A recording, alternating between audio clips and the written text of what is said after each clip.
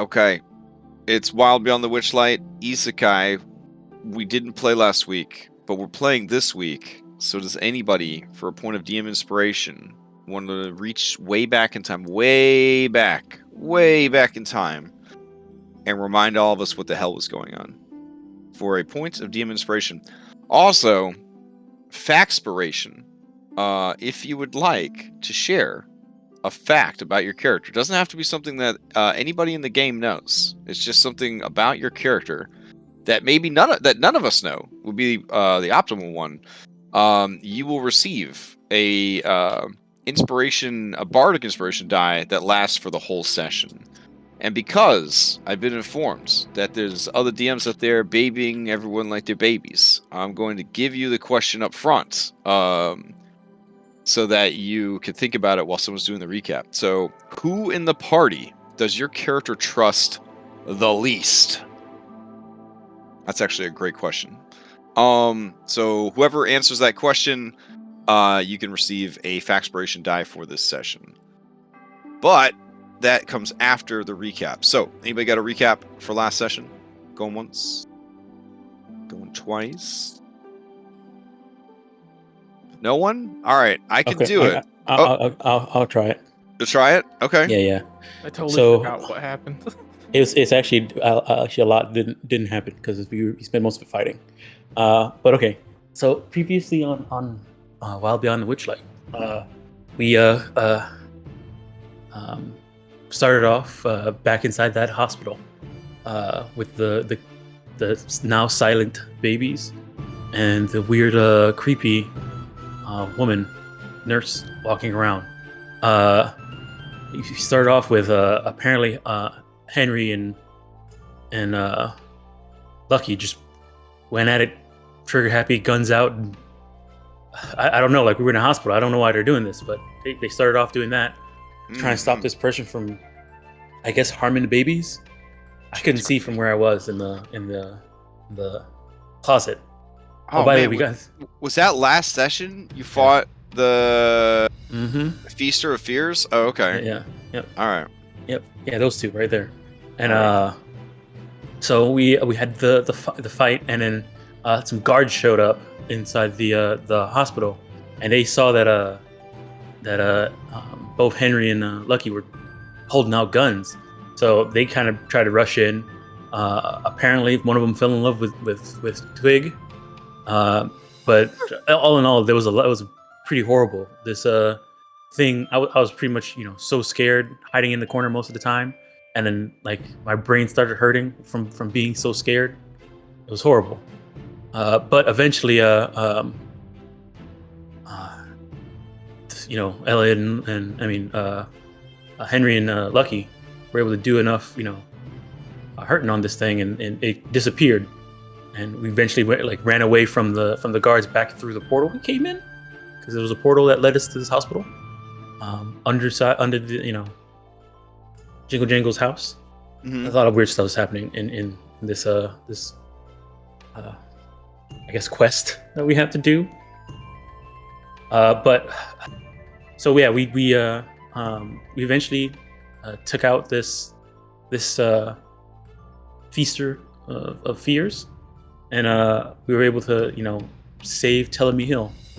And with that, Jingle Jangle and the Treants were very happy and pleased. So I finally got a good night's sleep. I very much needed it. And when we woke up the next morning, we decided to head to a place called the Oracle, something like that. I think that's where we're heading to go ask some questions about stuff. And what really, the one question we all want to ask though is who we really are, because when we finished saving Telmi Hill, the Treants gave us like a weird fruit, and when we ate it, we like transformed into ourselves, but like our real selves. At least that's what it felt like. And we kind of want answers because it didn't last that long. And so the person that gives us answers is the Oracle. So that's where we're headed. Yeah. Go ahead and take DM inspiration. So,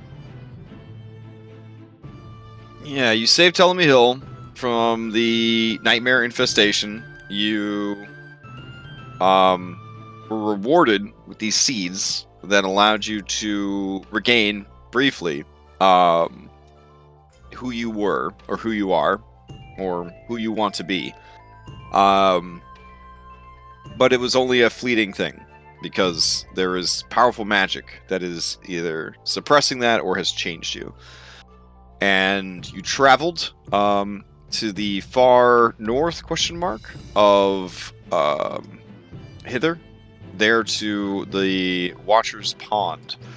And there were 3 devils putting on a very loud and rowdy concert when you arrived.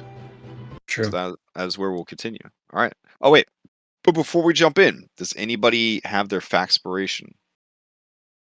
Oh, who we trust the least? Who in the party does your character trust the least? I mean, that's easy for Twig. Easy for Really Henry easy too. for Twig. Okay, Twig. Who's your character trust the least? Is I that just trust Lucky the least, because it seems to be every time I stand anywhere close to Lucky, bad things happen to me. Bad things happen to this dog. fair enough? All right, take your D6 Faxpiration die. It has a duration of this session. As a bonus, you can also ask the same question about any NPC in the game, or at least that you've been. Yeah, I guess in the game. That's fine. Cool. Do you want to know which NPC in a particular NPC who in the party they trust the least? In the party. Yeah, Mhm. sure. Who does Sir Talvar trust the least? Oof, great question. Great question. Man.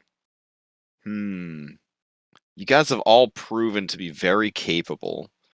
But he has to trust someone the least of all of you guys.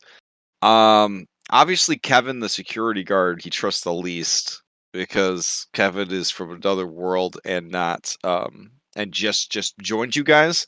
And the timing was a little weird. Like, we kind of forced him in there. You know what I'm saying? Like, it kind of fit, but we thought of it like after the fact. It kind of stuffed him in there. So there's definitely some suspicion there. But overall, I would say he probably distrusts Elliot the most. We haven't really Yeah. interacted that much. Yeah, and he's seen Elliot be a coward a number of times, and as a knight of the Summer Court, like, he can't really stand for that kind of behavior. So, yeah, he's convinced that if it ever came down to do or die, Elliot would run away. I mean, he's not wrong. He probably has more hit points than Elliot. That's probably. Oh, he has so many more hit points than Elliot. It's ridiculous. Maybe if the hit points were switched, maybe he'd have a turn. Yeah. All right, let me bring you guys over to the Wonder Pond. All right. Let's see. Preload. Is that what it's called? That's what it's called here in my notes. Yeah, I mean, look at it. I would definitely say that's the Wonder Pond. Yeah, I mean, those rocks remind me of a xylophone. Yeah. And let's see. Definitely a xylophone. It's very colorful. You came over here and there was some rowdy music playing, but we got to go way back in time to a time before Dungeon Master Sickness to find this information. So let's see. All the way back to a time known as February 24th. There we go.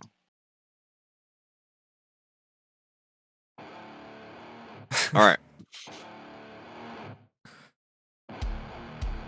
Okay, so yeah, these guys are playing air guitar and air drums, and they are going fucking crazy over there. Now, this is the OG-ass art for Screaming Devils, because these dudes are from the Mordenkainen's bonus shit that you could only get through D&D Beyond. Their modern-day equivalent is basically like devil cherub babies. Okay. Yeah. I'm sure you're familiar with devil cherub babies. Yeah. That's that's kind of the vibe that they have. Either way, they're over there just jamming out. Sir Talvar, what are those over there? Talvar says, "What? What did you say?" What are those over there? What are those? They look like devils. Why are they making that horrible noise? They seem to be enjoying themselves.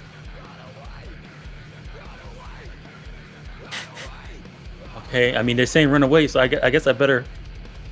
Talvar gives you a look. He's gonna try and wither you with his look. Hold on. He doesn't have a great intimidation, but here we go.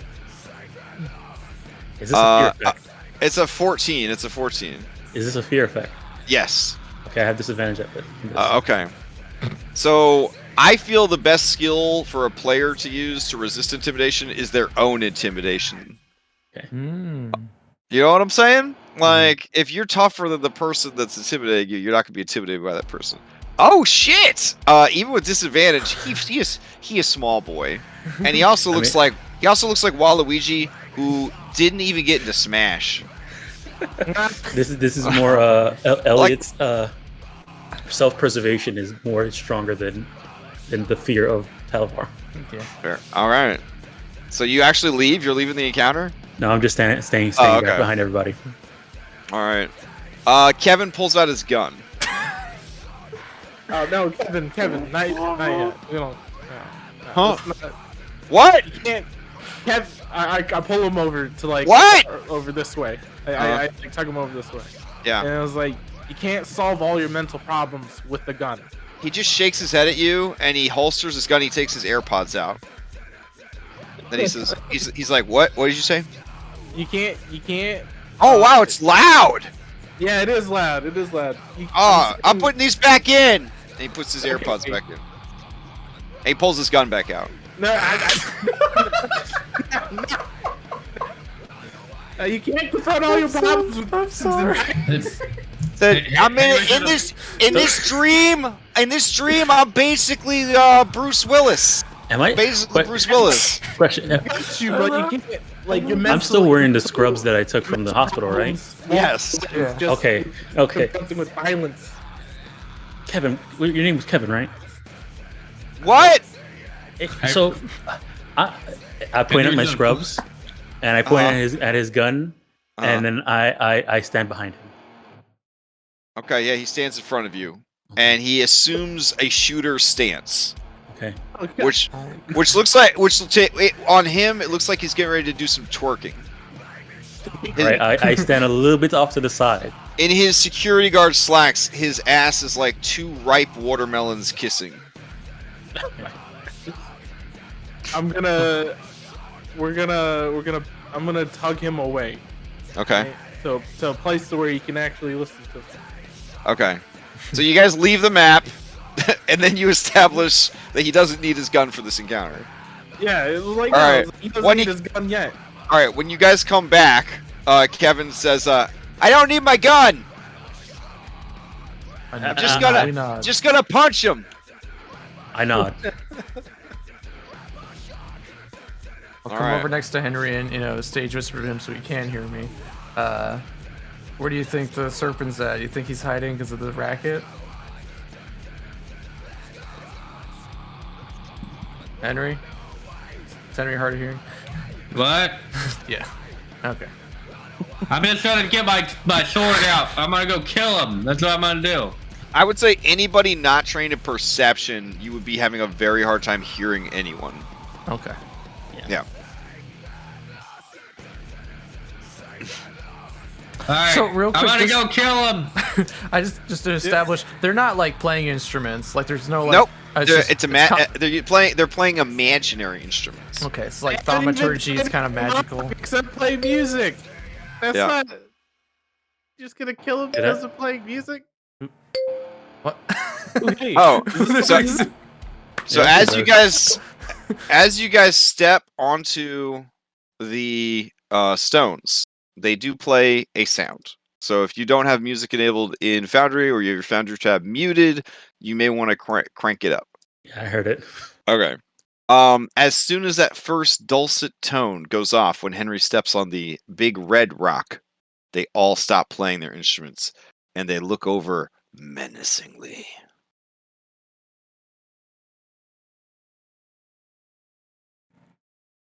No, you can keep going. We're just looking for the serpent. And then one of them, and then as you step on it, they get really mad again. And this one cries out and he says, "Begone, thuts! This here is our concert hall. You're not welcome here unless you've come to worship our sweet tones." What? They look at each other and he screams it louder. The same thing.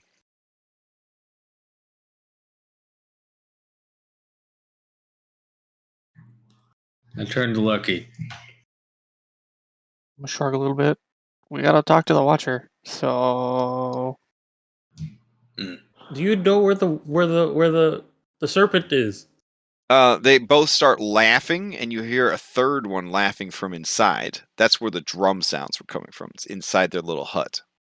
And the one inside the hut steps out, and he's slightly bigger than the rest. And he looks at you guys and he says, "Oh yeah, we know where that guy is. He's inside this cave crying like a little bitch. He can't handle real music. He likes to play with his baby sounds. Well, this baby is about to show him what real rock is." And he runs back to his imaginary drum set, and he takes a big swig of his imaginary beer. He sits on his imaginary drum stool, twirls his imaginary drumsticks. He beats them in 1, 2, 3, and then they start playing their music again.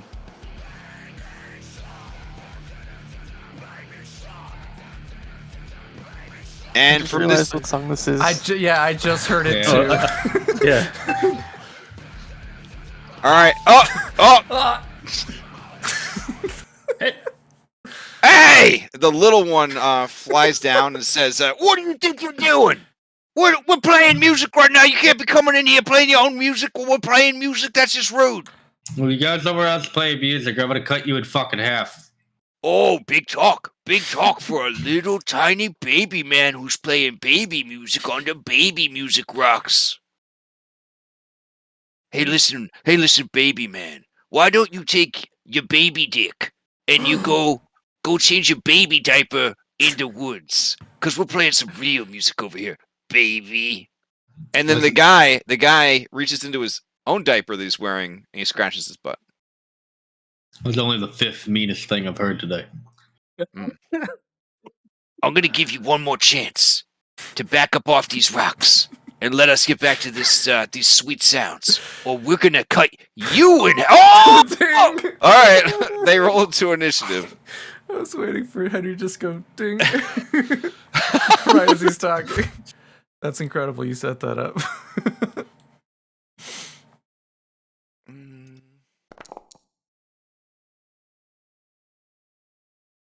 All right, let's see what's going on here. Oh, I can't roll for shit. Oh, snap. Ooh, that. I need the most aggressive gaming music ever.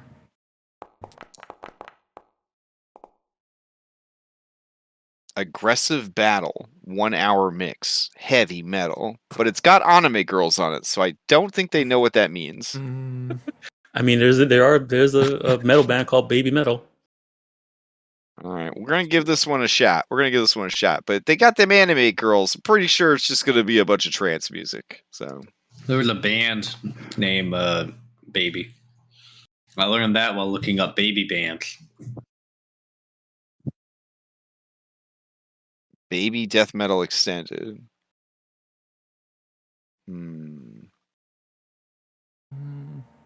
Oh, Crypt of the Necrodancer Metalmancy death metal extended track. That might be pretty good. That sounds all right. Necrodancer is great. Yeah. All right. Sadly, it is yet another game genre I cannot play. Because I has no rhythm. Alright. Oh, yeah, we got good shit here. This is some good stuff. Okay. Alright.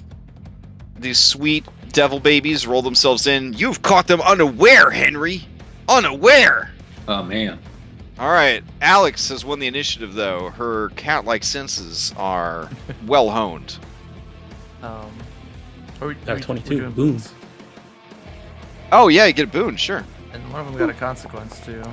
Oh, no! Alright. Oh, sweet. That's incredible. Total What shift the- of the initiative at the What start of the the next heck? hour. A 1 and a 2? Alright. The 20. The person who got a 20 got a 1 on their boon, and the person who got a 1 on their initiative gets a 20 on their consequence. 2 1s. All right. Oh I'll take man, it. he's gonna Full use that HP's good. interrupt. He's gonna use that interrupt right away. Okay. Otherwise, I will totally forget, like I always do. Go ahead. No. He's not gonna okay. interrupt you. You get to start. That'd be super rude. Okay, let's see. I don't really have any range. I guess, I guess I'll pick up a Riverstone or Rock, and I will try and huck it and not hit Henry, hopefully. Okay. I believe Improvise. improvised throne has a range of 60 feet, short range. So yeah, it's gonna be disadvantage. Okay, so I'll run to grab a rock, and I'll go to here to the first thing, and I'll throw it. So, was it disadvantage or no? Yes. Well, if it's within 60 feet, I think you're fine. Okay. Yeah, I got within 60. Alright, I don't have rock, I'll just roll a d20. I didn't hit him. Alright, and then after that, I will pass to Henry, right next to him. All right. Okay. Henry's He's- gonna... Wait, Okay. is this the one? Is this the one that could that rolled the lowest initiative? Oh yeah, he's gonna interrupt. And he is going to scream at you super duper loud. So loud that it could rupture your eardrums. Please give me a Constitution saving throw or become incapacitated. Oh shit. Okay. Well done, well done. Every Now day with this- screaming animals all the time. This screaming is actually a constant effect now that he has started it. So it is going to be an aura of 60 feet around him. If you start your turn within this aura, you will have to make the save. Is it all creatures or just us? Let's see. Creatures that are not screaming devils Okay. that start their turn within 60 feet must make a Constitution saving throw or become incapacitated and deafened. Okay. But it doesn't matter how many screaming devilkin are within range. If you've made one saving throw for the round, you only need to ever make one saving throw, so they can't stack this effect. Okay. Okay. All right. Good. So let's see. We'll give him sort of a pinkish, hot pink. There we go. All right.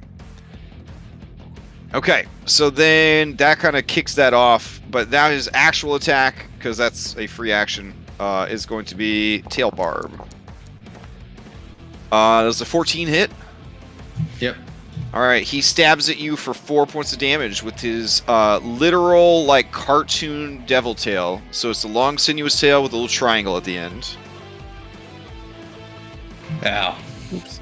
All right. And then he just starts wailing on his guitar. All right. Now you may steal. I would like to. Yep. Okay. All right, I'm gonna stab him. Okay. I would like to do two-handed.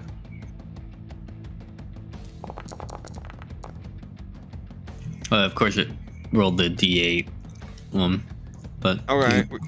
Oh, to get it to trigger the... I think you hold on control, I want to It's, good- say? it's either control or shift, one of those. Yeah. Gotcha. Hold on. You have it on your shortcuts or no? No, Here, I'll add it no. to your favorites, and then we'll do... I'm holding down control for this one. Nope. Holding down alt. Nope. Shift. I don't think it got set up with that. That's fair. It is what it is. Yeah. Okay. No, it says versatile's on there. Better rolls.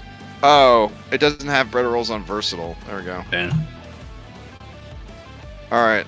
Now I'm going to try it one more time. Hold on. Holding out Alt. There it is. That's a D10. All right. Yeah. So hold down Alt and then click it to get the D10. Gotcha. All right. So, I had... What did I have first? Maybe 12. 12. 12 hits. We'll have to say it does 7 because that's what the D10 roll was. Yeah. All right. All right. He is bloodied, and he looks shocked. And he says, "You cut me! Yeah. You can't do that!" I just did. All right. He redoubles his efforts and starts jamming out on his guitar harder. Henry, who do you pass to? I'm passing to Lucky. And I'm going to say, Alright. hey, shoot this one. And I'm pointing at the little one in front of me. I'm gonna look over at Alex. Do I want to shoot towards him? Because last time almost turned out bad. You asking me?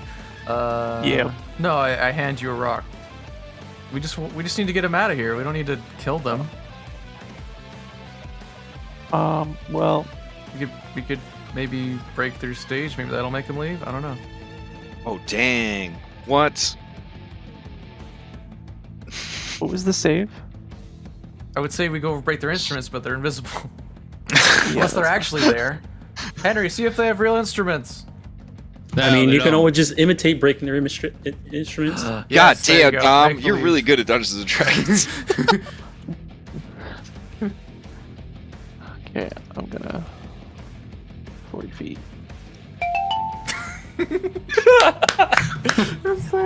That's hilarious. I will huck the rock that Alex gave me. We're gonna God, be that's a proficient in terrible roll. tossing rocks, but this kid.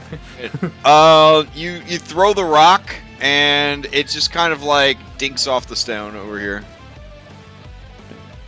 I look at my holster sadly and pass to Elliot. All right. Elliot holds his ears and steps forward, and then gets closer to here. That'll be my turn. Running closer, and I'll pass to Twig. All right. And I'll tell. And when I pass the Twig, I'll say, "Twig, hit the rock." Yeah.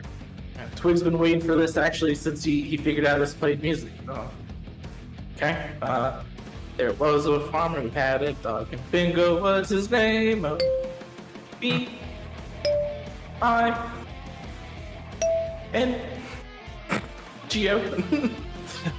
Let's see. I need to get closer. Right? Move 30, so I'll dash. I'll dash here. Bingo was his name. It sounds like you're in a have an echo? cave. Yeah, you have like a cave effect going on right now. I need to press the button. Oh. That was wild. Okay. So you run across every time you play music on there, they seem to get more and more upset. They play harder, but they also look at you, Twig, with murder in their eyes. Oh, I'm gonna play the shit out of the xylophone then. I will pass it to Third Talavar, who's way down there. All right, Sir Talavar did not mean to be way down there. He's very sorry about that. He will begin making an effort to catch up with you guys. Do we have the Oh, he's spending got full turn to catch up? He's thing? got to fly to 60, so. Oh shit!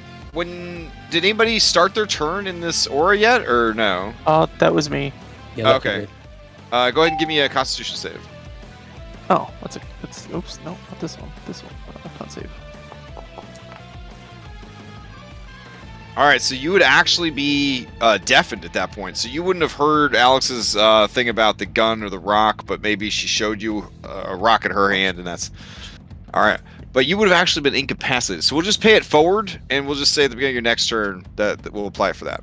So at that point, Talavar flies up, and then he will pass back to Kevin. Kevin will just try and catch up with everybody. There we go. Tell Kevin, play the shit out of this xylophone. All right, he nods. He says, just like in Big, with the piano. Yeah. All right, and then Kevin will pass to Liquid Screaming Devilkin. All right, Liquid Screaming Devilkin is gonna also be screaming, and I think one aura off of one of them is probably more than enough. He's gonna move up to the edge of this house, and he's gonna improvise weapon, try to pee on Henry. I'm just gonna use this tail barb for it. 19? Yeah, that'll do it. Okay. Oh wow, it's not adding their proficiency to these attacks. Or is it? Oh. Okay, I see what's going on. They're weak as hell. Alright. He urinates all over you for 5 points of acid damage. And he continues to play his sweet bass guitar as he does. So he doesn't even aim his winky. He just tugs his diaper down real quick, keeps playing the bass, and just lets it all hang out as he does that. He's gonna then pass to purring, screaming Devilkin, who comes running out of the house, and he's also screaming, and he is going to try and hit you with his drumsticks. So this will be bludgeoning damage if it hits. 17. That'll be 6 points of bludgeoning damage as he beats you with his invisible drumsticks. Yeah. All right. And you may steal to start the next round. I would like to. All right. To Henry, who is bloodied. I'm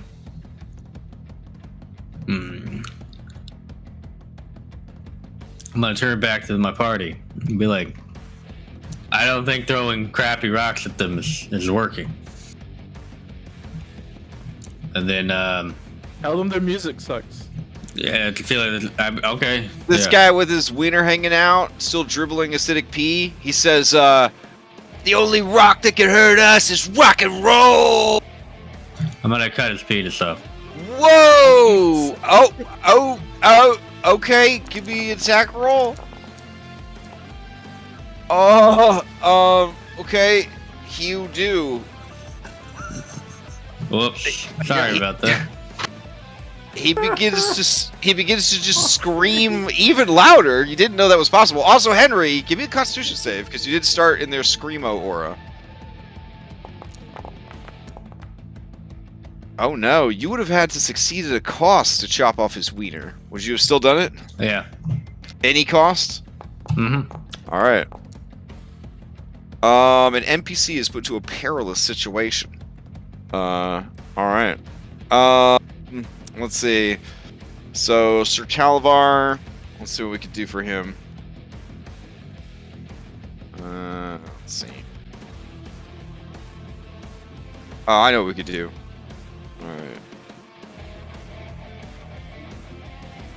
Alright. So he's just chilling there, kind of hovering above the water with flapping his wings, you know, trying to help you guys out. And a fucking monstrous crawdad comes out of the water towards him. Holy Jesus Christ. It's like a little shrimp. Yeah. He's so pissed. He's so pissed. And he says, hey, who turned off the music? I was enjoying that. And he sees Sir Talavar and he says, it was you, you little purple bastard. Alright. But you did chop off that guy's wiener, and there is so much blood. It was worth it. Just so much blood. It's just, yeah, I can't stress how much blood there is.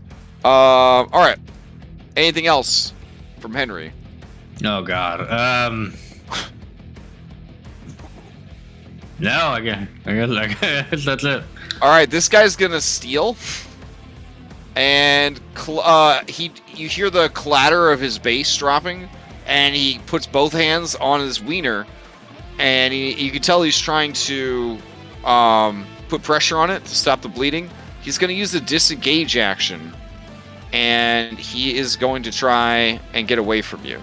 So he's going to fly over here and then jump down into the water and just try to get out of sight with his bloody wiener.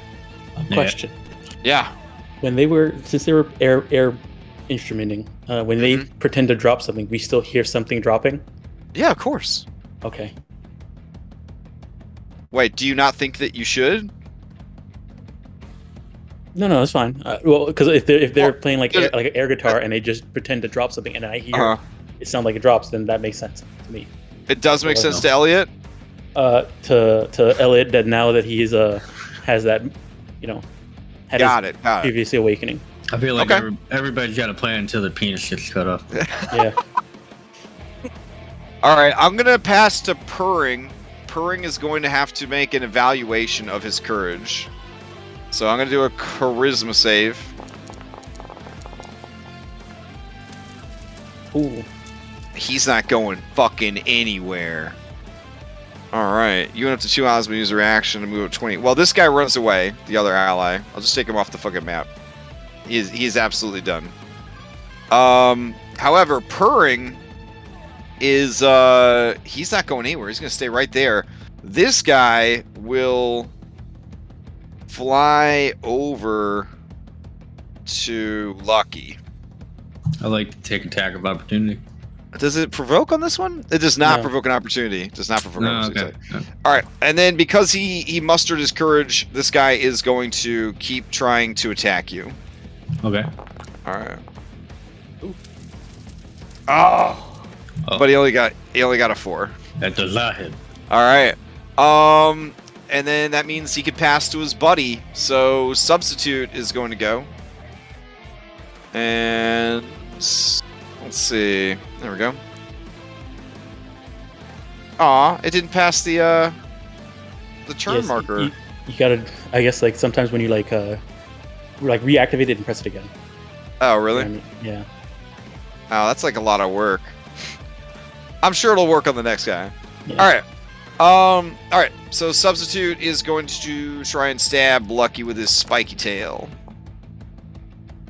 Oof. Okay. Nope. Let's see what happens.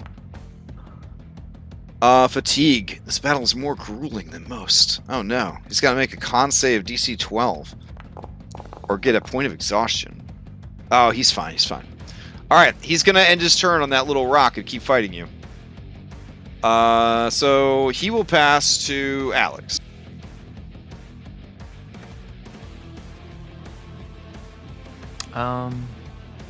Gosh, there's a lot happening, right? Alright, so one of them is gone.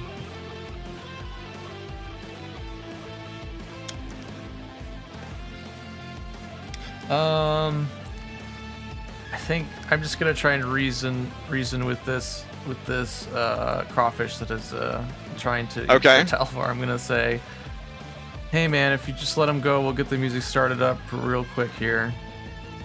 Oh yeah? You gonna play that baby music? I'm tired of that baby music. I like this cool rock music. There will be music. Just let Will it it go. rock? Will it rock? It'll rock your socks off. All right, give me some kind of social skill, charisma based. Yeah, this is really half-hard, but I'll attempt to persuade. Which would be advantage. It is the first persuasion I've made today. Oh, it is the first persuasion. Okay. Yeah. All right, I'm gonna roll for his stubbornness. So it'll be a wisdom saving throw. I need to try and convince this rock lobster. Okay. All right. He says, "All right, but if it ain't," and then he takes his claw and he runs it across where a neck would be, and then you can tell that he's gonna go back underwater. Okay, good. And then I'll pass to Lucky. All right. Over to Lucky. Do I make a save at the start or end of my turn? Oh shoot! Start. Yeah, I forgot to make mine. What was it? Oh Con? shit! My We're all. bad, my bad. Oh yeah. All right. Was it con? Yeah. Okay. All right. Okay. Good. All right. You would be fine. Lucky. It'll be banker in your favor. So just do a fresh con save for this turn. Oof. Come 9 is on. close. You'd have to succeed at the cost. Otherwise, you're incapacitated for this round. Do it. All right. You dig deep. God damn it. No, another one. That's another one. All right. He's definitely not. Yeah, unlucky. definitely not lucky. All right, but take your turn now. Okay. I'm gonna look over Henry with a covered Covered in sausage acid blood. pee and dick blood. Yeah. I'm gonna look at the one in front of me by my brass knuckles and punch him in the dick. Oh damn. Okay. These Ooh. guys. That's Yeah, a what is pretty, this? man. That's pretty low. But I mean, they're Do it. just little babies wearing diapers.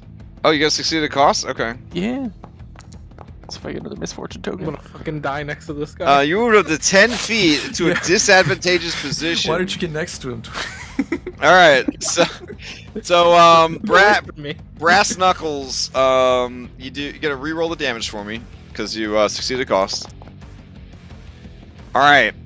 So you go to punch this guy in the dick, and he's like, "They know our weakness. He's trying to punch me in my tiny baby dick." And reflexively he headbutts at you, and he gets you right in the lower abdomen, and you kind of oof, and you back up, and the rocks are slippery, and you kind of slip, and then sploosh into the water, and then splash this guy.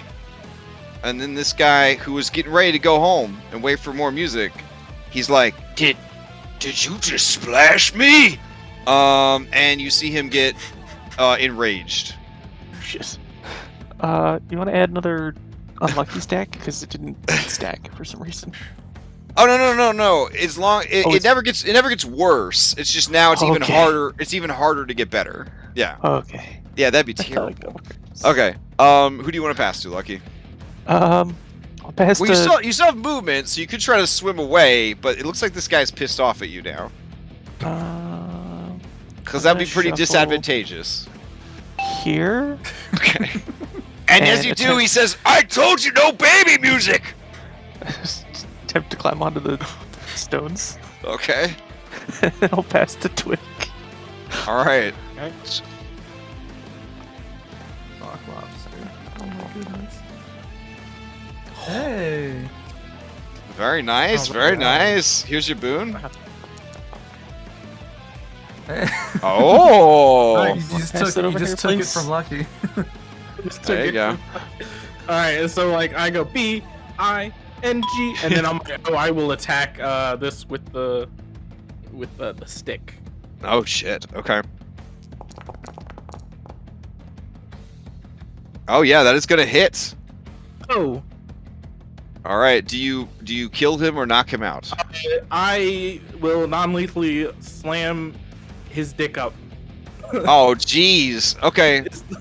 You hear the sound of bubble wrap popping, Oh, no. and his eyes roll back into his head, and he slumps onto the rock, unconscious.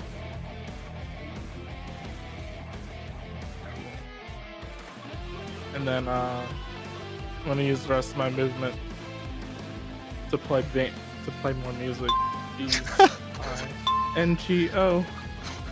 NGO. And end my turn. Okay. All right. What was his name? Oh, Who do you pass to? I will pass it to. Who's in the turn order? I will pass it to Elliot. All Alright. right. I'm pretty sure I was in the room. Within. Oh no. Oh, let's okay. No, well, let's you're in the- turn off this first. Yes, he's out cold. Yeah. Okay. I'm not in it. This one's out. Okay.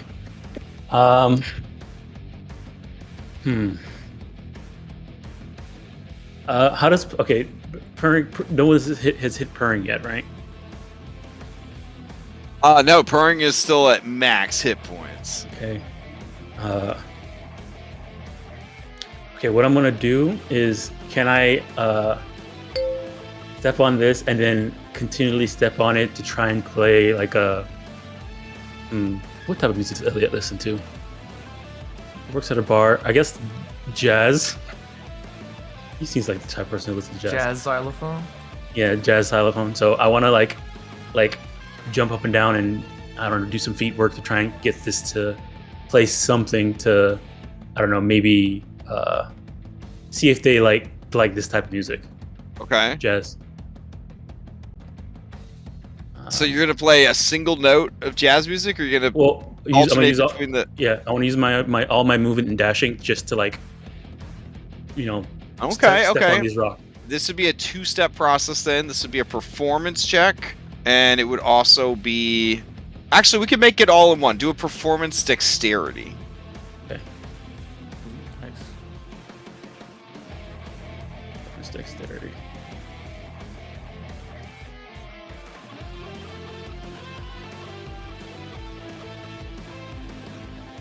Oh, that's good. All right. Hearing the sound of the jazzy music, you see the rock lobster begin snapping his claws in rhythm with the music, and he stops raging. However, this guy puts his baby hands to his ears, balled into fists so he doesn't drop his drumsticks, and he just starts wailing. And he says, "Only rock and roll!" I mean, this guy seems to like it, and I'm pointing at the crawfish. And this guy, the crawfish is like, "I just want some variety in my life." Oh, all right, who do you pass to? Pass to Sir Talavar.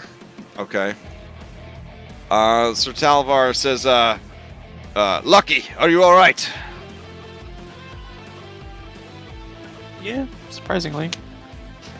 Then I'm off! And he flies over, and he's going to flank the purring, screaming devil. Oh, no, wait, he has to make his con save. Wasn't the one who was screaming passed out, or are they all? Oh, they're all screaming. I just feel like layering so many auras on top of each other. That makes sense. Yeah, he's gonna fly over, and Sir Talavar is going to. Where is this cute little sword? This character sheet is such a hot mess. I might just need to remake it.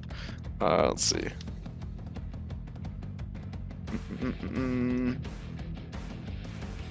Oh, there it is. Okay. Oh yeah, 13. That's gonna hit for 8 points of damage. All right. And then he will pass to Kevin. Kevin. All right. Kevin. He's got to make his con save. Gotta make his con save. Let's see. Pretty sure. Maybe not. I think it might be. Yeah, he's out of. He's too far. All right, he's good. He's too far. Oh, okay. Yeah, he's. All right. So what's Kevin gonna do? Kevin is gonna run up here. Mm-hmm. Right. He's gonna take out his club. Okay. Right. And he's gonna hold an action to run down the length of this xylophone, playing beats on his way down. Well, no, he can do that now. Actually, he doesn't have to hold his action. Yeah. Okay. He'll just run down, seeing that this guy doesn't like this baby music. This guy. Well, this guy doesn't like baby music either. Like, Elliot was playing some nice jazz music, and then you went and babied it up. He turns. Babied. He's gonna turn and look at Kevin. Babies! And he gets mad again. Elliot looks at Kevin like, gives him the Jackie Chan like hands over head. Who do you pass to? There's only one choice. Oh no. Who's the choice? Because I don't see the thing. Oh, it's the crayfish. Oh, okay, the crayfish. Yeah. All right. He's gonna rush you. There we go. Play baby music now. And he says, "Yeah, I play it with your bones." And he is gonna use a multi-attack. Any combination of 2 attacks. So here comes the pincer. I think that's gonna miss, right? Yeah, it's gonna miss. All right, and here comes the second pincer. It killed me. Okay. That will miss too. All right. He will pass to. He will pass to. I'm gonna do odd or even if he passes to the bad guys or to you. All right. He's gonna pass to the purring, screaming devilkin. This dude is going to try to just bite you. I'll just keep using the tail bar, but it'll do piercing damage if he hits. 11 on Henry. Does not hit. All right. That is his turn. He will pass to Lucky. Yeah. Lucky, give me the con save. Let's see if I. Woohoo! Can I stand here without issue? Or am I going to be in the water? That's a pretty small rock. Even by measurements, it's only about 2 feet across. You're pretty dexterous. Are you trained in acrobatics? Yeah. Oh, you are? Then, yeah. Parkour. One foot on each Yeah. rock. I have advantage. Oh, absolutely. If you're trained in acrobatics, you can just stand there. That's fine. Cool. Yeah. He's crunchy. I'm gonna make some lobster rolls. Oh, shit. Okay, 14's pretty good. 16 because of the flank. That is going to hit. Alright, as you hit him, you realize that this monster is absolutely bananas. There's something wrong with this creature. It is resistant to the bludgeoning damage as you hit its rock-hard carapace. Shit. I'm gonna cover my junk and pass to Henry. It turns around and says, "What do you think you're doing? Do I look like an instrument to you?"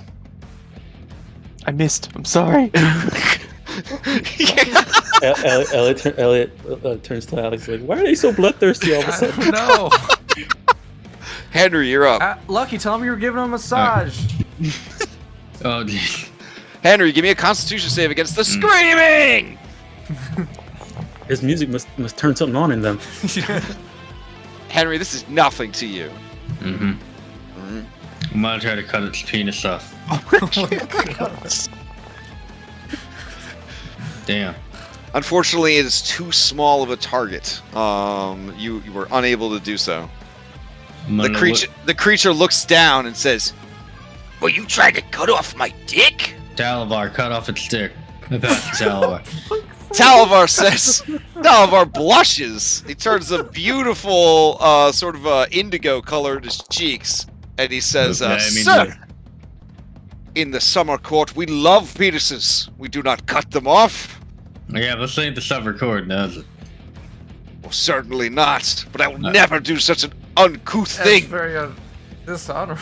Hey, Talavar. Remember who's your boss. Who's your boss. Queen Titiana's my boss, and he stabs him for 9 points of damage. The creature is bloody. Go. It could have been over, Talavar. Could have been over.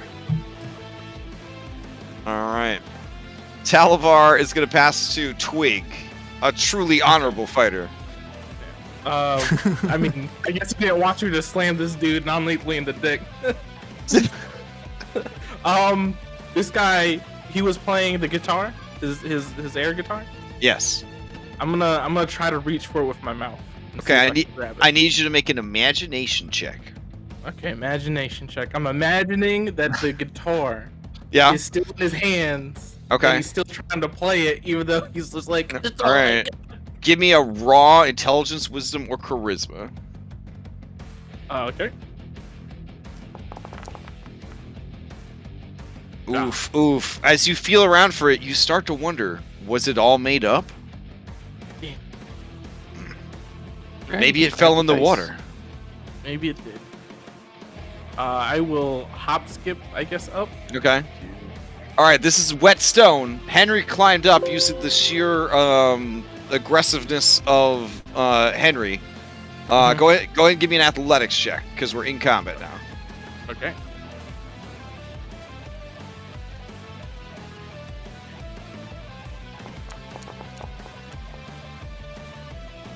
All right. 12, you guys are still low levels. So yeah, as you move up, you find purchase, and you start climbing up, but it is going to be difficult terrain to get up. So we'll say 1, 2, 3, 4 to get to there, and then you can move normally.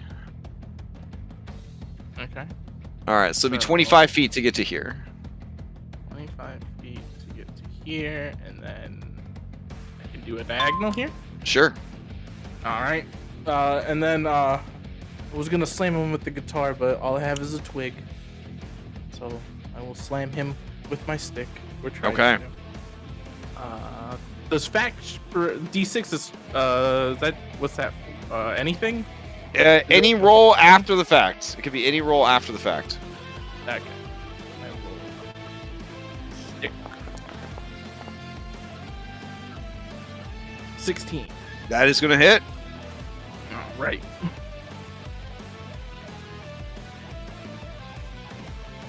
And then I guess I'll pass to Elliot. All right. I'm gonna see if I can appease this crawfish again. I'm gonna go ahead and if it's stepping around and turning around and stuff like that while on here. If it's making noise with it, I want to see if I can as it step to make a we're playing together. Duet kind of enhance it. Yeah. Oh man. Okay, so Kevin goes just like in that movie Big when they played the piano with the old man. Yeah, sure. All right, and then I'll go ahead and do another performance. If you want to wait, I can give you help. All right, I'll as I'm getting ready to do that, and Alex says that I'll hold my action and do it when we pass to Alex, and we'll do it together, I guess. Okay. All right. Alex, now the two of you try to play some music to calm the rock lobster. Mm-hmm.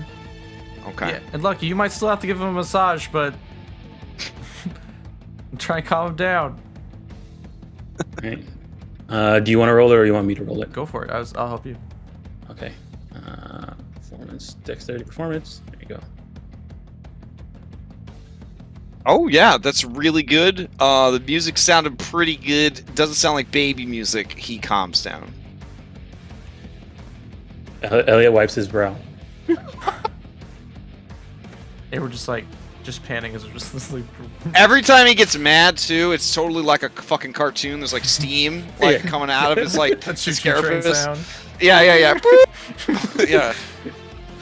All right. Alex. Kevin says, pass to me. I'll punch the lobster. Yeah, I'll pass to Kevin. Oh, don't punch anybody. His dream. His dream. You're here to protect, not you're not a special ops person. You're a guard. Just like the movie. Just like the movie.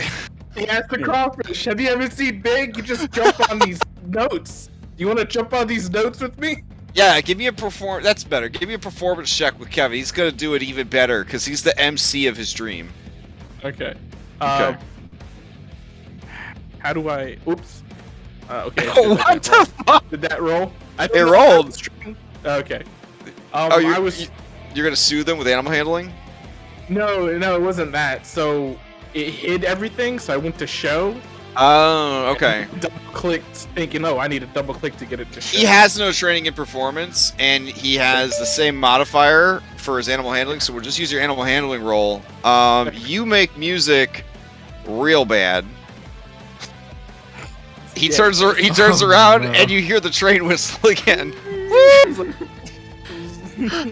Again, you see doing the. You gotta jump on the notes, man. Just like Big. Who does he pass to? Because Elliot already went also, right? Yeah. So you've got the screaming devilkin and the rock lobster. I guess we'll pass to screaming devilkin. All right. Screaming devilkin says, "Trying to cut off my dick? Well, I'm gonna stick these drumsticks up your ass." Woo! And he is gonna try and stick the drumsticks up your butt. Oh. You hear a tearing of fabric, Henry, and what happened next is for you to decide. But you do take 6 damage from the ordeal. This is the third worst thing I had in my butt. And he will scream, "Yeah! Yeah!" and throw up the devil horns with his little baby hand. And he will pass to the shrieking rock lobster, who is going to try and kill Kevin for playing this baby music on the baby instrument. All right, here we go. Pincer. That'll do. Is a 22 going to hit? 22, and he's out. Okay, and then he's going to crush him. So that's 2 failed deaths, or that would be a crit, right? Because so that would be another 8. That'd be another 8 damage. So 17. Okay. Okay. So he dies. Is that? That's massive damage. Overkill, Yeah. 21. Yeah. Jesus. I thought you had to do double his health. He would have. No, you could do just. No, You have to do their negative max value. Okay, so negative. Yeah. Okay. I think it's a little more than incapacitated. Hold on. Okay. So, he, as he gets grabbed, he doesn't even have time to say anything funny. He just gets grabbed, and you hear a crunch, and he just falls over dead. Henry bent over is like, "Hey, Lift, I think they killed your pet security guard." Lift? My pet. No. Lift. Oh, jeez. Twig. I live a different life. All right. The rock lobster is going to pass to Henry this time. All right, Henry's gonna turn around. You're gonna hear like 2 drumsticks fall out of his butthole. Mm-hmm. And he's going to cut that penis off. Even if it kills him, he's gonna cut that penis off. All right. I don't know why it's suddenly giving you disadvantage. But you make the con save, and not only do you cut the penis off, but he dies from massive blood loss. Because when you cut off his penis, like a gallon of demon blood just pours out. All right. Henry's gonna shout to Lucky. Lucky, you might want to get away from that lobster. Okay, and you pass the Lucky? Yeah. All right. Lucky, it's just swinging Kevin's dead corpse around in its claws, and it's just making horrible steam engine sounds. I'm a disengage. Okay. And eat myself into the water. All right. Bye. Okay. You have some movement left, I think, right? Or is that good? Well, I'm swimming, so it's. Oh, okay. Fair. Yeah. All right. Who do you pass to? I will pass to Alex. All right, Alex, Okay, yeah, you're up. I looked to Elliot and We're doing this a 3rd time now? Hopefully, is he like? He just eating is him? swinging What's the happening? body. No, he's just swinging his collapsed body around in his claw. And he says, "No more baby music." Okay, question. While he's swinging around, is he hitting the rocks at the same time while he's swinging around? I would say yes. He's furious. He's furious right now. Okay. He finally got some good non-baby music, and you killed all the band members. All right, Alex, you do what if you want to do it again, I'm game, but I don't know. Yeah. It's first of all, it's just shock. You just got like torn in half. So yeah, I spent my bonus action. Well, it's more like his entire like torso and stomach caved in, and his intestines squirted out of his mouth and his butthole. Yeah, that. It's even worse. Yeah. But he's not cut in half. He's actually trapped between its pincers. His dead body ragdolling back and forth blood just spraying everywhere. Okay, yeah. There's this. It's just the shock of that, and she's just gonna try and keep playing. She's gonna keep doing what she was already doing. Okay. Because I can't think of anything else. All right. So you pass to Elliot. Yeah, you guys do it together. All right. Who's making the roll? You want me to now, or I don't know. Yeah. What's your dex? 13. +3. You have +3 to dex. Yeah, my modifier is +3. Yeah. Okay. Yeah, you do it. Okay. All right. Another performance dexterity. And what I want to do is while I'm doing this, you see Elliot say nope, and then he's gonna the finishing note is gonna be him stepping off the rock, away. Okay. Yeah. And Alex will be like, "Hey man, you got some food? You got some nice music? Maybe it's time to take a nap." It is not great. It is not great. Yeah, I mean it makes sense because Elliot's trying to walk away at the same time. I mean, it could be better. Could be better. I might kill myself. You know what? This thing might kill me anyway. So yeah, we'll do it. Well, since we get together, I'll succeed for him if he's afraid to die. An NPC is put in a perilous gosh. I think enough NPCs have been put in a perilous situation. I mean, it makes sense. It makes sense what's happened. This happened already. Yeah. All right. He says, "Look at what I did. Look at what you made me do. If you play any more baby music, I'll be coming back for you." And he looks like he's gonna go back into the water. All right, I'll pass him. Yeah, pass to him. Oh, that's a fucking idea. Okay. So no one actually steps So all right, see you later. Yep. He goes back into the water and he takes Kevin with him. Oh, shit. That's okay. I got my new one right there. Oh my god. Oh no. It's like Game of Thrones. You have like a penisless slave. Keep around. Pass to Twig. Well, actually, that'd be it. As long as you don't play any baby music. All right. All right. So I'm gonna end I'm gonna comp. fish this guy out of the water. Yeah. Don't step on that space. Yeah, don't step on any other rocks. I'm over here. All right, Elliot falls prone. I'm just gonna carry this guy in my mouth like a stuffy. I think he's small enough. Is he small enough to be carried around like that? Sure. Yeah, he's like a baby. He's like a human toddler size. All right. Man, so Kevin. Now there's no music. It's just the peaceful sounds of nature. They got Kevin. They did. This is no joke. Well, that was busy. Look at all the blood. Yeah, you used to.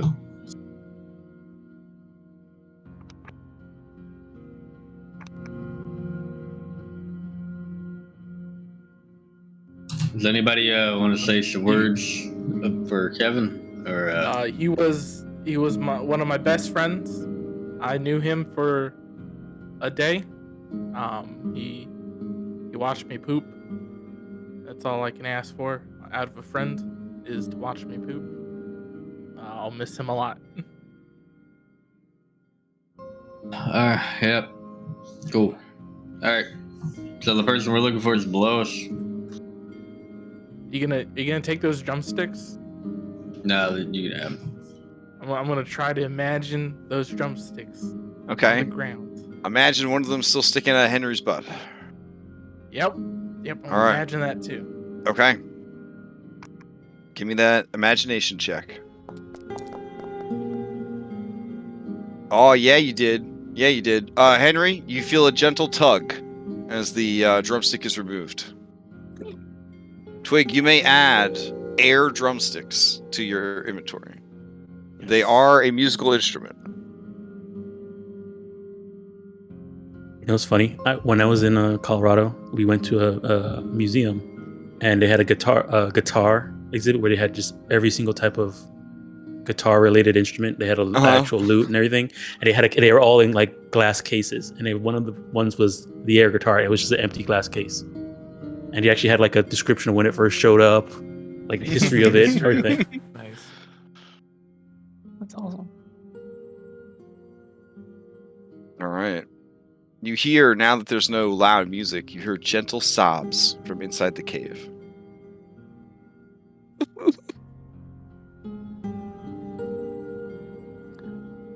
Someone's home. Let's go see who it is. Don't step on any of the rocks. Swim if you have to. I don't want that lobster to come back. It was lobster, right? Oh, Crawfish. that thing was terrifying. I can never really tell them apart. Okay. Especially at that size. So after the battle, there is the little hut where they lived, and there's the cave, the shadowy cave, and of course these musical stones. So what would you like to do first? Henry, do you need a pill? Yes, please. All right. You're gonna have to come over here and get it because I'm not stepping on those rocks and I'm not trying to swim.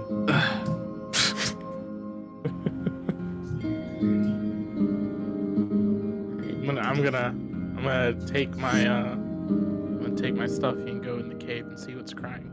Okay. I'll go with Twig. You got anything, I don't know, that could help with anal pain? I mean, this pill is something to help with pain, so hopefully it takes care of that too. Okay. I'm not inserting it for you. All right. As you go into the shadowy cave, you see a very dorky-looking sea serpent. It is purple, and it has moose antlers, and it kind of has a moose head. And it has doughy brown eyes that are stained with tears, and has big moose ears. And it looks at you, and it looks afeared. And it starts to swim away from you. Hey, we took care of the guys making a loud noise. It shakes its head no, and you see its ear holes are bleeding.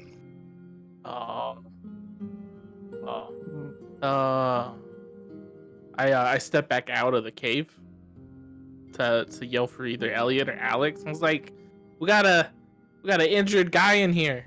His ears. All right, he appraises you. Do you come any closer to him or no? Oh no. Okay. I don't need to come close to him. Wait, what? This dude, he's in here. His ears are all wounded and bleeding. How are we gonna get over there? Alex just swim, sighs and and then I puts come all out her and I stuff do like a down. doggy paddle, like this. See, you swim like this. Yeah. Little doggy paddle. Alex All puts right. most of her stuff down and just jumps in the water. Starts swimming. Yeah, Okay. I'll take off my pack that holds my stuff and put it down. And my phone is inside there, so it doesn't get wet. Okay. And then I'll slowly step in. How deep is it? The lake is the pond is deceptively deep. After you get about 10 feet out, it just drops off. All right. Let me just carry you. Anything could be in those depths. I like lifeguard carry him. Aw. His Thanks, body Henry. weighs in the water. Elliot's body weighs next to nothing. He's like when you have really bad depression / insomnia and you stay up all night, he's like one of those little babies that Suzanne Summers is always trying to get you to help. So it's just a little sack of bones. So tiny. Alright, you guys move inside. Using the magic of Foundry, I'll teleport you over by left clicking and dragging you. Right. Anyone else proficient in medicine? All right, as you enter, the creature sees all of you enter, and it freaks out. First, you have to hear its music, or not its music, its flavor text. Light from outside reflects off the water, dancing across the ceiling of the small cavern. At the back of the cave, an antlered moose serpent peers in your direction, and it looks afeared. And it says, "You who have come are not the first. My misery abounds. Do your worst." And it fumbles for its initiative dice, but it's taking a long time to fumble for its initiative dice. Once it says that, I put my hands up in like I don't want to do any harm to you gesture. If it understands that. Harm has been done to me by tiny baby devils 3. Wait, does Twig still have the dead one in his mouth? Wait, he's not dead. He's knocked out. Oh, knocked out? Are you carrying that one around? Oh, okay. He's my stuffy. Oh, did you turned him into a stuffy? No, I'm just carrying him because he's a stuffy. Oh, Jesus. He says, there in the mouth of that hound, one of the devil children you have found. The other 2 won't be finding you anymore. And this one's having a nice nap. Uh, I'm gonna try and approach cautiously. Okay. It rears back, and it says, no closer come you to me, or a big fight there will be. Kind of nods like, okay, that was a tough one. That was a tough one, but you got it. You got it. we don't mean you any harm. Are we not under the rule of hospitality? Ooh, dang. As you say that, he says, one of the rules 3 I have not heard. Since the queen vanished without a word. Are you servants of the queen? If so, are you hither, tither, yon, or in between? Yeah, we go back to the rhyme before, where they rhymed word with word. Shh. Shh. We're here to It's been a find long day. Shh. I guess we're not from either. We didn't ask to help.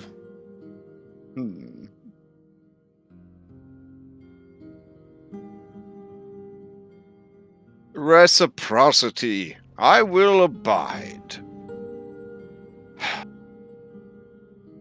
My honor is steady, like the tide. You might have questions to ask of me, and you may ask them.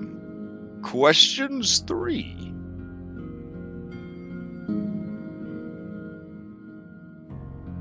Do we have to rhyme, or is that optional? Or? Don't ask that question. That is your first question. You do not need to rhyme, strangers, but be more careful. This realm is fraught with dangers. Yeah, fuck that one up. Sorry, guys. It's okay, Henry. It's okay. It happens. Okay, hold on. I call for a huddle. I was like, we're gonna amongst us ask questions to figure out what we want to do. Okay. Okay. He says, a hero huddle I've seen before. Take your time. Your health restore.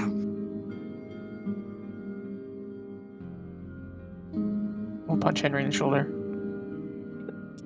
Oh. Okay, let's Wait, you get a punch him in the shoulder again. No, I hit him. I don't actually do damage. I motion for us to step outside of the hut. Okay. So we don't accidentally ask a question. Oh no! Everybody back in the hut. Oh no. Like if that happens and like some actually steps on you didn't accidentally hit it. We have to instantly start playing jazz and then stop. Okay. What we talked about? I think we talked about this before. I know one question you wanted to know was what's wrong with me, and maybe where the queen is at, if he knows. And then Mr. Light told me before I went through the portal that we need to find the alicorn, and that might help us find Sibilna or the situation. Alicorn? An alicorn. What's wrong with us, and where's the It sounds alicorn? like unicorn. Be more specific on what's wrong with us. I mean, Like, if you say what's wrong with us, like, well, Henry's damaged. That's what's wrong with him. He's hurt now, and he's depressed. I guess I guess more specific to our. It doesn't have to be worded like that. I guess the question would be, how do we? Well, I mean, we know how from what they were told to us, something has to do with the coven. So we know that whatever's wrong with us, the way to solve it is probably through them. Okay, then we should ask, how do we fix it? Mm-hmm. I think, where must we go to free Zavilna? Might be our question. We're close to it. Well, we know we have to defeat what the coven in order to free the queen. I mean, well, we don't know if that'll free her. We just know, like, dealing with the coven is the best way to deal with whatever's going on with the carnival.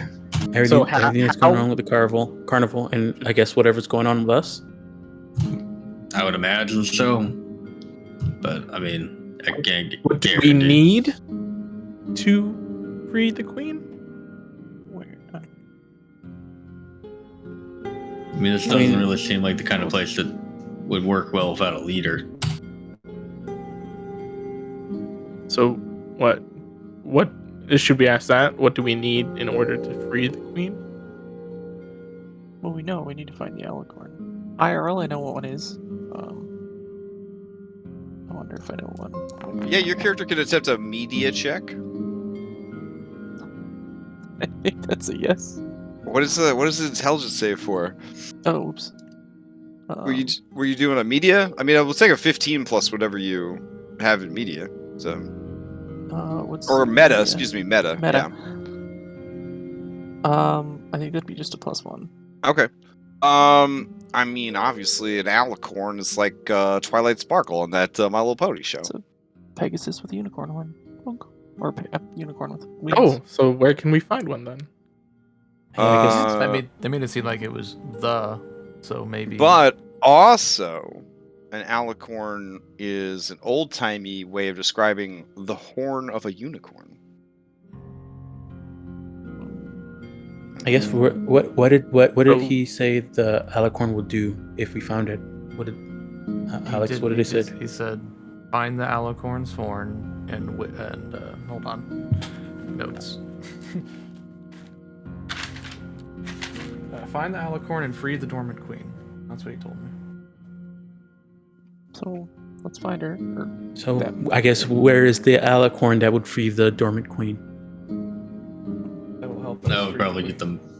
Yeah, that would get the most out of that one question. Okay. What is wrong with us, or how do we fix this curse? Something. I guess maybe another question would be.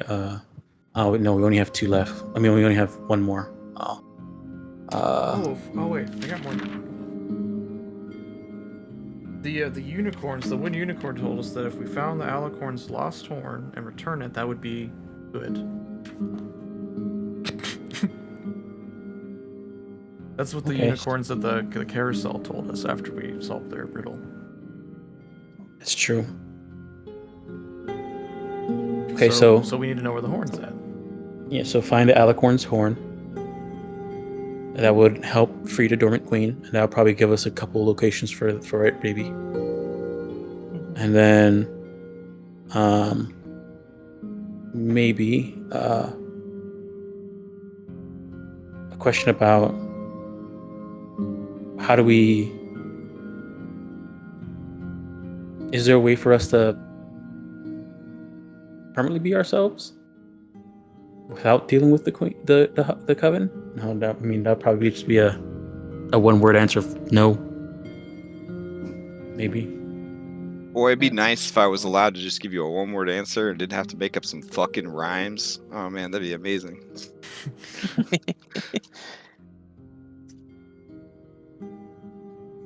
I mean, if we're gonna go and attack from what everybody's been saying, these hags are, like, I don't know, very strong, or at least have like a lot of people or something like that. Like everybody seems to be following them. A lobster? Wait, what? More powerful than a lobster? I don't know. I mean, they took over this whole. I mean, you got to be pretty powerful to take over a whole Yeah, that's what I'm saying though. Like, Yeah, something like that. probably more powerful than that lobster. Well, I'm sure there's a hierarchy, and that lobster, although it's tough, probably is not very high up in the food chain. So maybe it'd be good to ask where we can find people to help us. I don't know. Do something about the hags. The hags? Yeah. Maybe.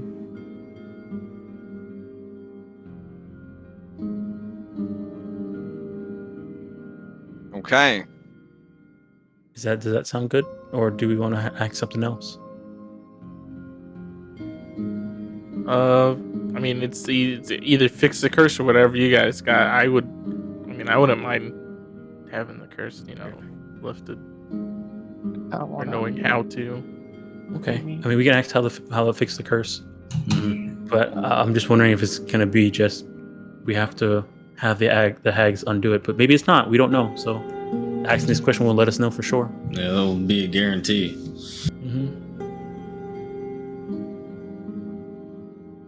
Okay, so where to find the Alicorn's hoard that would free the dormant queen, and how in what way can we, I guess, is there a way to undo? What is the way to undo the curse that has befallen upon us? Yeah. How to lift the curse? Yeah.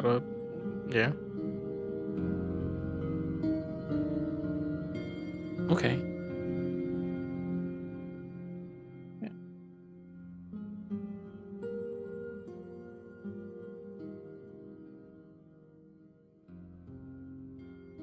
Thanks for carrying me, Henry. Anyways. Yeah, it's no worth.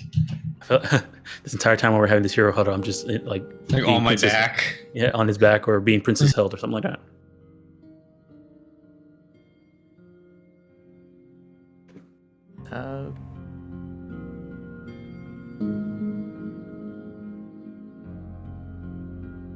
Also, I was gonna say maybe if we help him with his ears, maybe he'll give us a freebie. That's what I was gonna do. I've got a. Yeah, I can help right here. Or do you want me to roll? Well, If I can convince him. Medicine. We'll hope they'll let us. And turn to the nurse once. I'm good. Cool.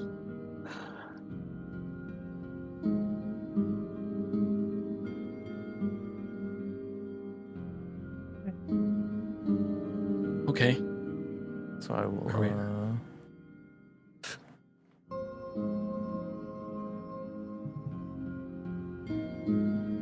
Okay. You guys head back inside? Hmm. All right. If I should have just thrown a teleporter. I didn't know there'd be so much in and out here. All right. You're back inside. And you see the Watcher looks so sad. As it kind of stares forlornly at the opening. It sees you guys come in, and it still looks cautious. Oh, I'm gonna try and. Oh, my head! It still Fix it. does pound. If only I could hear a baby sound. Oh. Well, let's try and Nope. fix his ears. I don't know if the healer's kit will help, but. Can you move me in a little bit? Oh yeah, sure. You're stuck in the wall. Yep, thank you. Boop. Okay. The pain this creature has suffered is emotional. It can only be cured by the sweet dulcet tones of meta-gamed baby sounds. It is optional, but could provide you with a powerful boon. Anyone who trained under the mermaid of the Witchlight Carnival would know exactly what needs to be done. Look over at Alex. Alex, you know that you and your allies must somehow make your miniatures play real music on that xylophone to unlock the bonus content of this side quest. You can play any baby song you want, as long as you play a baby song on that baby instrument. I mean, I did. I played Bingo Was His Name out. let me add to the end of this. Well, recognizable music played by this functioning xylophone. Yeah, I can give it a shot. Physically, I don't think that one miniature could do it. Honestly, The rock lobster. there is also a slight delay too. So as like you're playing it, if you're not careful, you'll skip a thing. It's a real pain in the ass.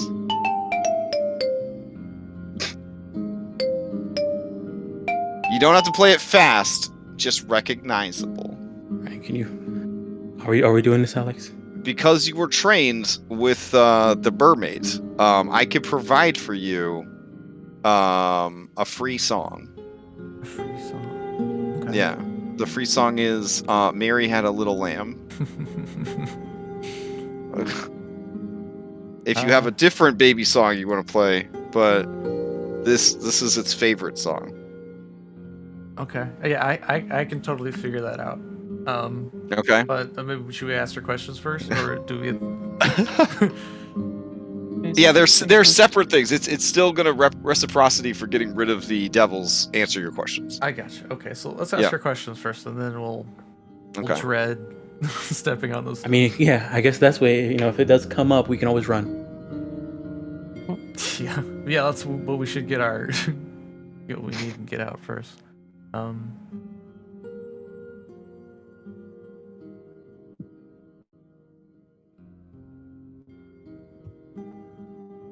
right. So wait, am I the one asking the questions, or is somebody else gonna do it? Twig, you're the Witchlight Monarch. You do it. Okay, let me All right, let me confer to you real quick so I can write, memorize the questions. I got the, it turns to you and says, Your Majesty, I wait to hear the questions that you hold so dear. I put my ear up to you, Elliot, and was like, what are the questions? Whisper them in my ear. Where can we find the alicorn horn that will release the dormant queen? Okay.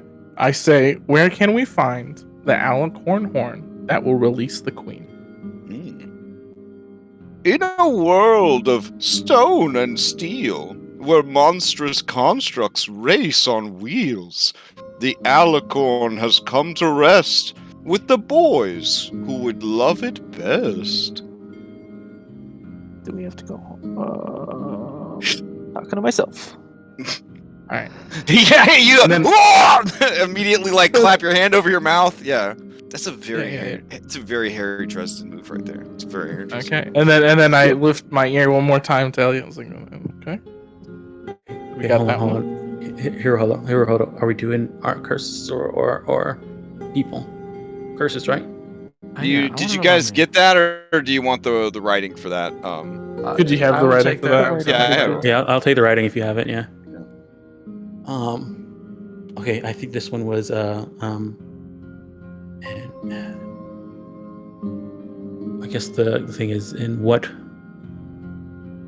how do we remove the curse that has been laid upon us? Okay, I turned to the oracle and was like, how do we lift the curse that has been put upon us? Okay. It looks at you and says, the curse upon you can be undone, but by all three hags, not two or one. Okay. So we have to deal with all three, and we got to get all three of them to agree to remove it from us. Yeah. Make him agree or make him not alive. Well, I don't know how curses work. But I would surmise ever since you turned into the one of that's it. Ever since you turned to one of those Paragon things, you've been jumpy. You've that been what what? you're gonna say? Because Jumpy? he's a rabbit? No, Rude. he's been very, very, very hair triggered. Oh, okay. Yeah, that's a good one. That's a good one. Making my hair stand on end. I don't know. I don't think I don't know how curses work. So I'm just a dog. Okay. Are you guys making like you're gonna leave? I guess guess so. we- I mean, I guess- are we telling them we're gonna try to play the baby music? I mean, we can go outside and. I guess we could tell him. Okay. Yeah, You've won't play on you've your been very kind to music us, book. Watcher. I would love to play you a tune on your instrument. However, Oh! not all members of your pond seem to agree on their musical tastes. I see. Was Larry rude to thee? Yeah, he killed my friend Kevin. I'm sorry you lost your friend. But what awaits us all is death in the end. I guess so. He just stares at you real cold when he says that. It's real blunt, buddy. It's real mean. Yeah, It's not very consoling. I mean, when you say death awaits, All right, he swims Like- beneath you guys and then slithers out into the pond. Okay, follow him. Yeah, All right.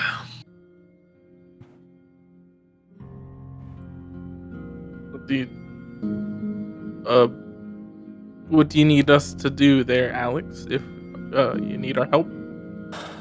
Yeah. Did you figure out what notes? I just see rocks.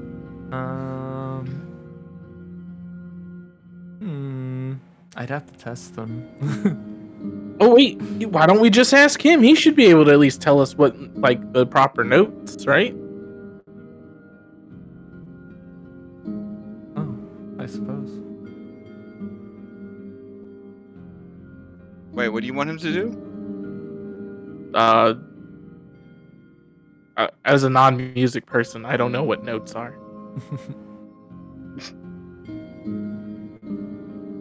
So if you could give us on the piano when they write down this is this note and that is this note. If this is B, But then it wouldn't be a meta puzzle.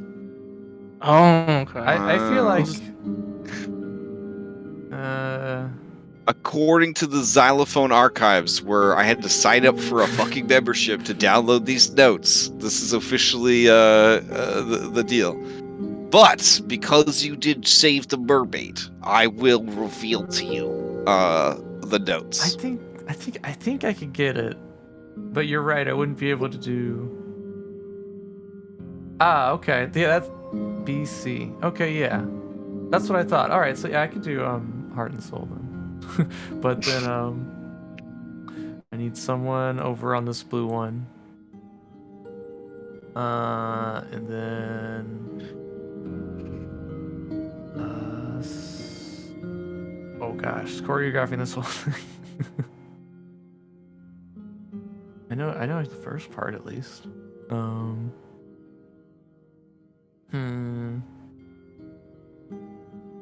could let us know what you need to do. And the watcher watches you get ready and says, "Watch for latency. The world can be slow, and if you screw up too much, it could be a deadly blow." what the fuck? Jesus Christ. All right, antlers. Comment. Let's see. Need CF. It's important to note that the Feywild operates on its own alignment system.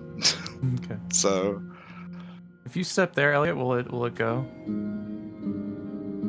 I don't know. You want me to test it? Yeah. Are you sure? No. Well, hold on. As a connoisseur of music, he knows that you need to tune your instruments and warm up. I mean, he's not gonna, he's gonna breathe the breath up and kill you all. Jeez. It's not about him. I'm worried about it. Yeah, you see some bubbles kind of rising up for me here. Okay, what I'm gonna do is Elliot's gonna step on there and then like kind of tap dance a bit. Okay.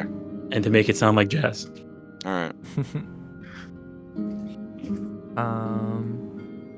Okay. If you step there, Twig, we could do the first part. If you step there, will it play? Oh, do you want me to turn off the background music, or is it calm enough that it's not getting in the way of what you guys are doing? It's fine. Okay. All right, so Lucky, when I get here, you need to step there, and then when I come back, Elliot, I need you to hit this 3 times. After Twig goes. So when I hit this green one again, so I'm gonna go and then Lucky, you're gonna go, and then I'm gonna come back, and then Twig, you gotta go, and then Ellie, you hit that 3 times. Okay. Okay, I got you. All right, let's slow down. Slow down here. You're gonna go here once. I'm gonna hit this 4 times. I'm gonna start going this way. Lucky's gonna help me there. I'm gonna come back. When I hit this again, you hit yours. Just once. Once. So when you come back here, after Elliot's done his thing, and you come back to this point right here. I mean, no, after Lucky's hit his note, and you've come back to this point right here, I will press my note. And then Elliot, you're gonna hit yours 3 times. Okay. You step back and that's and forth it. 3 times, and that's it. Okay. All right, you ready? So I'm gonna hit this 3 times. On the 4th time, I'm gonna start coming this way, and Lucky, you hit yours. Okay. Ready? Sweet. Wait, hold on. When you land on that note, that's when he does this. Yeah. When I hit here, you're gonna go up there. We'll go real slow, okay? And then when you hit here, I hit here. Yes. All right. And then when I hit here, Elliot will hit here 3 times. Yep. Okay. Okay. I think I got it. Okay. All right. Twig is just wagging his tail. Okay. No, Elliot, you be ready. Okay. Yep. We'll try it. All right. So. I don't know. Latency. Oh, wow, that's bad. There's a lot of latency on that. Yeah. Let's try again. Remember, it doesn't have to be good or fast, just accurate. Okay. All right. Okay. Then, I'll start over. Like the Goonies piano puzzle.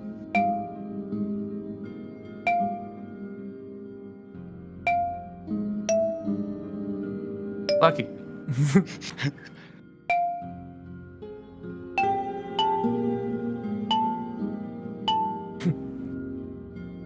Okay. It nods. It nods and says the music. It says, "Now do it for real. The music I can feel." Wait, are there lyrics? I mean, you don't have to do the lyrics. Oh, thank God. Okay. You don't have to do this at all. This is an optional part of the adventure. Okay. I mean, it's optional. We're here. We're doing it. Okay. Do it live. All right. Okay. I guess it'd be easier if I just call out. You can use your D-pad. I mean, the arrow keys. That helps. Henry, can you stand there and be prepared to hit that one, the B?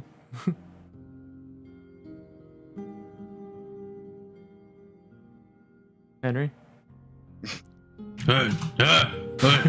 Could you be here? Get ready to hit the B. Yeah. Not yet. I'll just call out your name. Okay, just yell Henry. Okay. All right. So we'll do the next part, which we'll start with Elliot. So it'd be Elliot, Twig, and then me, and then Elliot, Henry. You can see Henry's losing a lot of blood. Wait, what? It's totally changed. I'm so confused. Wait, there's okay. So we're gonna do the first part again, and then continue it with a new part. If we want, I mean, we don't have to. You only have to do the first part again. That's all I was asking for. Oh, okay. Yeah, I just wanted to hear it again. That's all. All right. Okay. Yeah. All right. So all right, Henry, you don't have to do anything. You don't have to do anything. God. Okay, sit down. Don't bleed out. We got this. All right. And here we go. The same thing. So I'm gonna hit this 4 times. I'm gonna come over. Lucky, get ready to hit that. All right.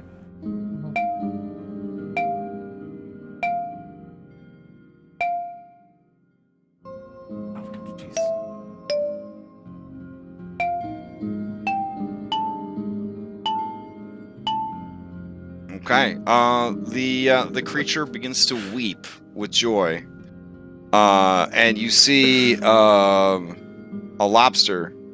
crawfish peek its head out. And it says, "Hey, I didn't want no more." Oh, excuse me, sir.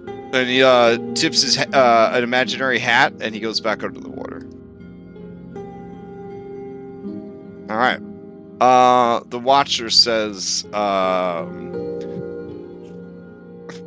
"Music pure and."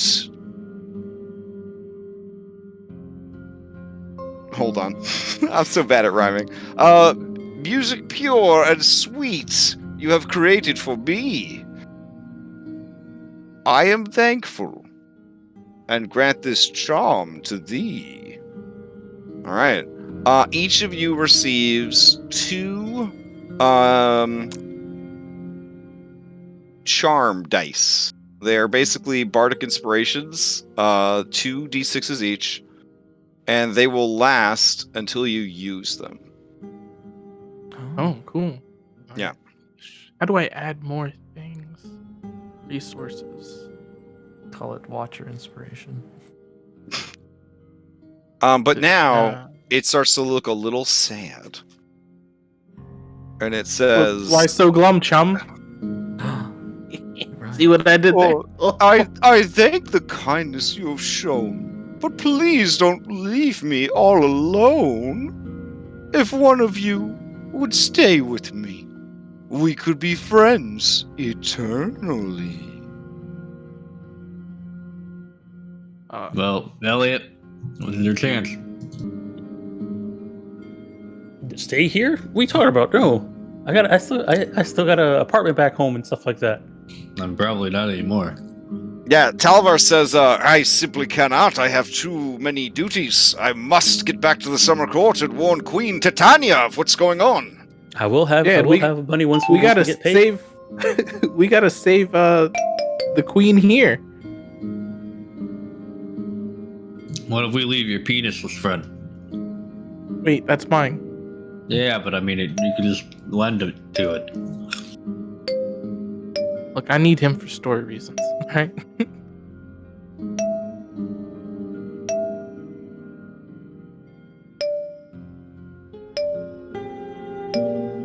I mean, if he can resurrect Kevin, he can have Kevin. Oops.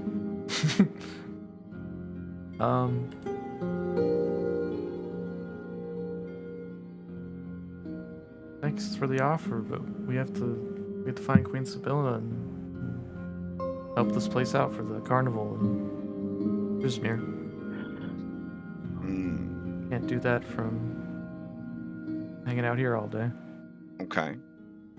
Give me a charisma save. Not save. Charisma. Give me a charisma persuasion. Okay. I already did one today, so not advantage. Persuasion. Here you go. If anyone's helping. Oh, wow. Wow. Okay. I can help it says, I will wait more setting suns for the Queen's promised return when your quest is done.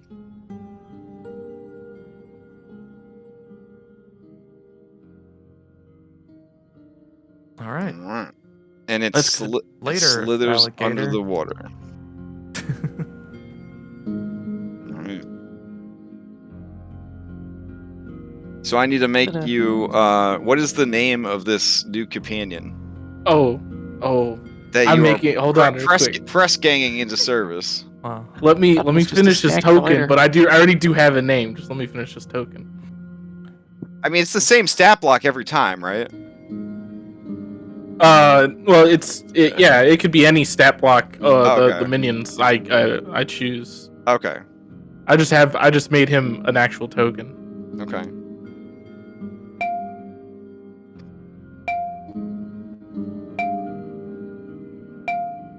So this adventure is actually a side quest written by the very talented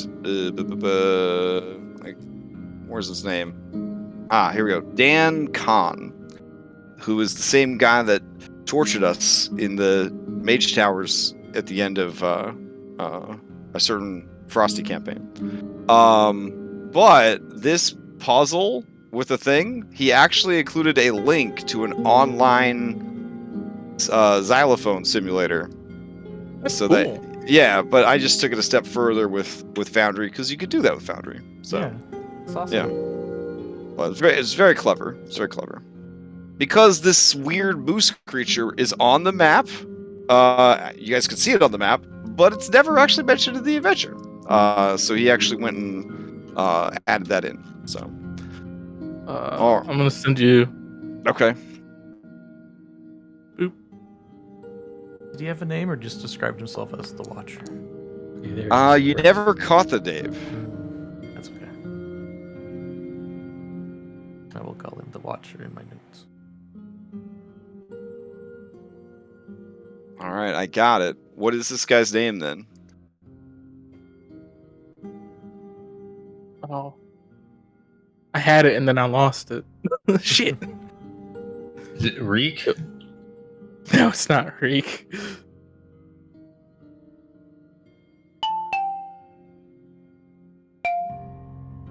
Give me a moment. I'll remember it. Okay. I'm gonna just toss him into a folder real quick. There we go. That space totally should make sound. Oh, it was really mad about partial squares when I was setting it up. Oh, Yeah. I can see that. Like, it was having a lot of trouble, like, detecting the hits. But the mod I use can do a lot of stuff with tile triggers. Those are all actually transparent tiles overlaying the map. Yeah, cool. Yeah.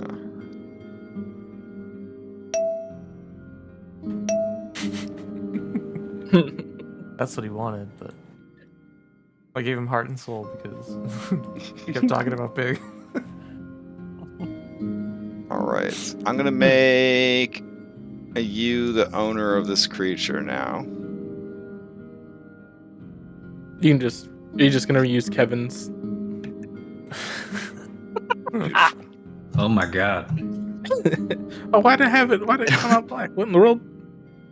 I don't know. It's okay. Danny Diablo. Danny Diablo. Yeah, that's good. Oh, That's shit, good. I like man. that one. Pretty good. Danny Okay. Diablo. Alright. Let me bring up Gimp again and see what went wrong. Okay. I We wonder, could always fix it later too. It's no big deal. Yeah. Alright. So I'll take should you we have back a minion to counter? the Feywild landing page. There you go. You have a minion counter for this campaign for Oh, Twig. man, I guess you better move him off to the side next to the skull. Just put a little one next to Twig's name for how many minions he's got. Alright, where to now?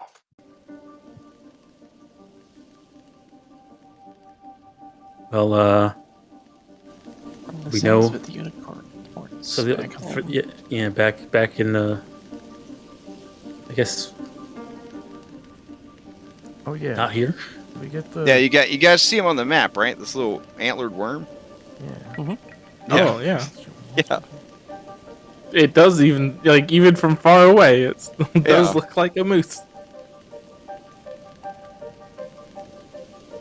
How the frack do we get back home? Find a mirror, I guess, because they always talk about mirrors. That one in the hospital kind of worked, but I don't think we want to go back there. Yeah, I'm kind of worried about that. Yeah, Because I'm a wanted criminal. Wait, No. you're a wanted criminal now? Well, I'm texting me a picture, or how did I find that out? It was on that was something. from me. It was I from got it you, my tech yeah. friend, Did you though. see this person? Yeah. There was some security footage at the hospital, and someone may have been seen on it. And I guess the only guy that could vouch for me is now being eaten by a lobster at the bottom of the lake. I mean, to be fair, you thought it was all Yep. a dream. He wouldn't have vouched for you. Yeah, I don't know, but I mean, Lucky's an investigator. I mean, you're technically that's like a cop. I know Right. cops, but I don't quite have the same leeway they do. Damn.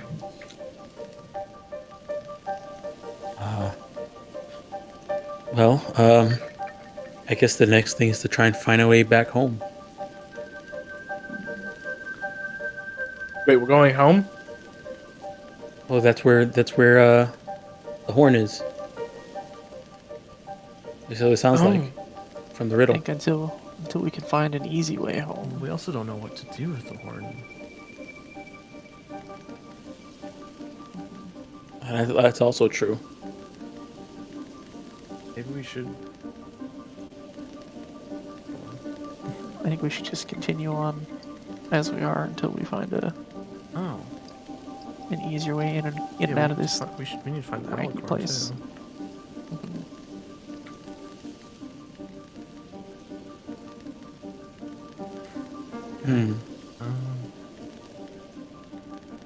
Well, we know we should avoid the brigands tollway. That's where those rabbits are hanging out. Well, we've got to go. Likely that that Lorna's hanging out in Downfall. Maybe? Yeah. We gotta go talk to her nicely. Now, from your current vantage point, you can kind of see what looks like a castle overgrown by vines. Like massive, deadly vines. The castle looks really high up and really inaccessible. If it was a video game, you would look at that castle and you would be like, I could spend 2 hours of my life trying to get up there and being killed by the guardians or / traps, or I could just get blue balls and come back later. That's kind of the vibe it gives off. Bit of Ganon's Tower. Are the vines like the same ones we saw around Slanty Tower? Yes, but bigger. But bigger. More menacing. In fact, here's art of it if you squint really hard. Oh, it didn't show up. Oh, come on. All right, hold on. Aw. Oh, jeez. All right, that's weird. I'll make it work. Hold on. If you have, I guess you can put it in Discord if you want. Yeah, that's true. There. Oh, there it goes. Oh, wow. Oh, wow, look at that. I don't have to squint for this. This looks cool, though. No. It's got a bit of a, I meant for the distance that your characters are seeing it, you would kind of squint for it. Yeah. And yeah, this... one of you takes out your good phone and does like the 200 times zoom or whatever. Yeah. Is that a Samsung Galaxy S21? Oh yeah. man, Yes, it is. I've been watching people have those. I've been wanting to steal me one for so long. Can't find my phone. I don't know what the fuck happened to it. You threw it into threw the mud, into the swamp. behind him is his After you got absolutely fired. messed up soggy phone. I look at it and I just throw it. I just throw it. Well, I'm not getting it now. You got one freebie. I still have Kevin's phone. He gave it to me. Guys see it? I mean, if you want Kevin's waterlogged gun and billy club, Yes, I could and use some extra ammo. hospital security, yeah, they're at the bottom of the pond, Who wants to go first? guarded by a deadly rock lobster. Oh, gosh. You want to borrow my phone? I just want to see it. Like, what kind of phone is it? It's like one of them Nokias. Go look. That was back when they were good. No, What, it's like 12 one of those new megapixel camera? Nokias. No. Like a Windows Nokia. Also, if you run into the inn at the end of the road, Jingle Jangle's friend runs the place. I've forgotten their name. We had something to do with the brigands, but I can't remember what that one was. That's Well, I where mean, the they- gingerbread people are. They also took they took stuff from Jingle Jangle. Remember they mugged her? Oh yeah. Yeah. We could go get Henry's lack of happiness back. Or is hers Are we not trying so- to figure not out so what to happy do memories? next? Is that what Mm-hmm. Yep. That's what you gotta decide.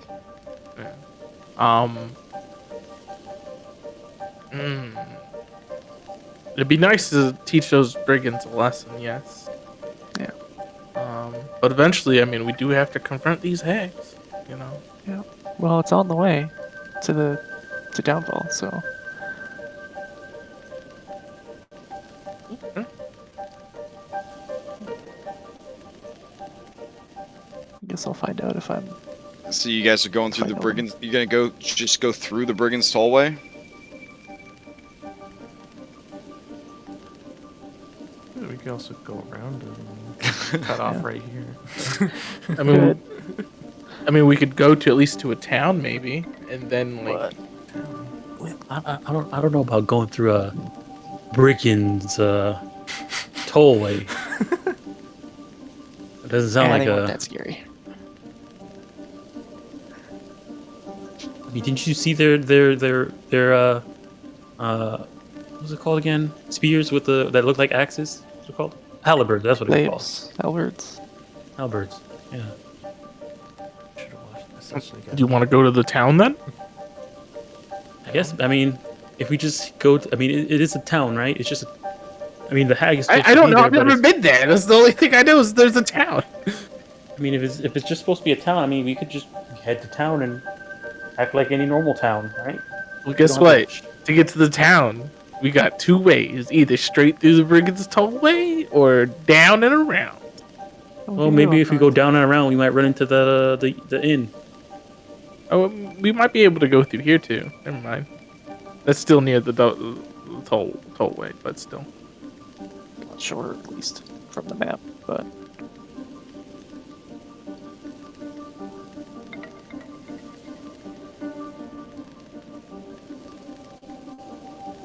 All right, let's go. Okay, so Alex starts walking.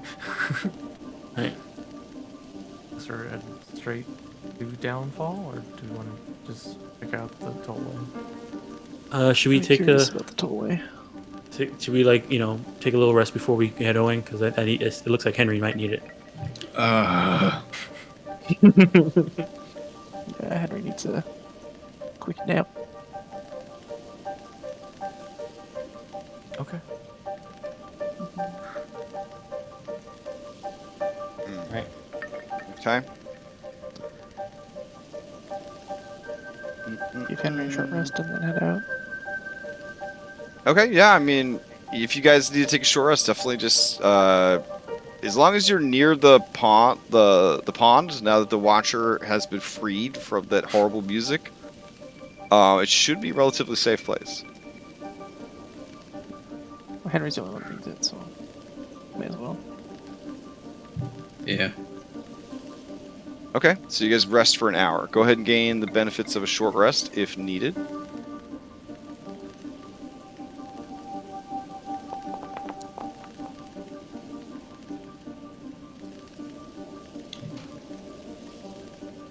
For some reason only let me roll one hit die, even though I know I had two.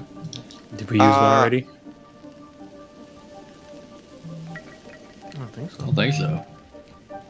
No, we all should The only have. thing we ran into on the way here was that that's where you found the sword. Also, because we use exceeded a cost, you just need to track your hit dice manually. Mm-hmm. Otherwise, it's gonna quickly become confusing about if you have hit dice or not. Yeah. Does that make sense? Yeah. So just if you know you have two and you're tracking them manually, then just roll it. Cool. Then I'm good. All right. Let's get going then. Right. Oof.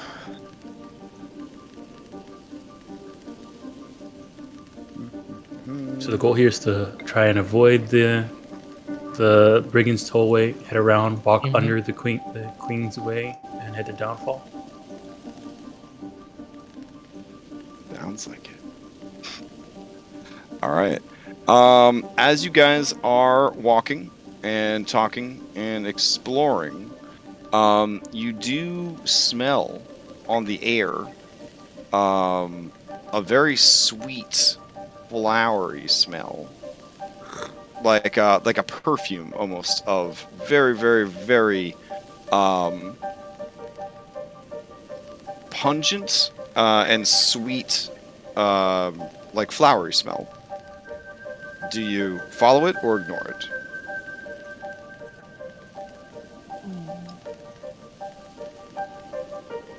don't know. What do you guys think? It could be some food. It's probably death. Do we need it? I mean, we don't really have. Talking plants we've met are the trees, and they were pretty cool after we solved their problem.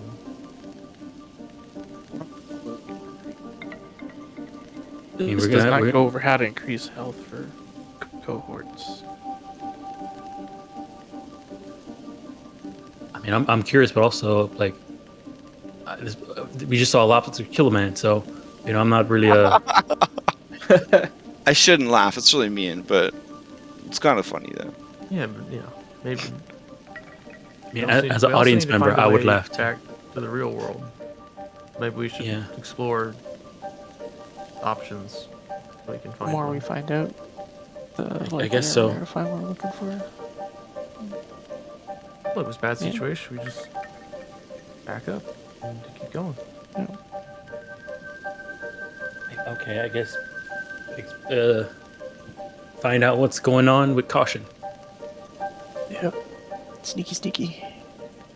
All right, I stand behind Danny Diablo.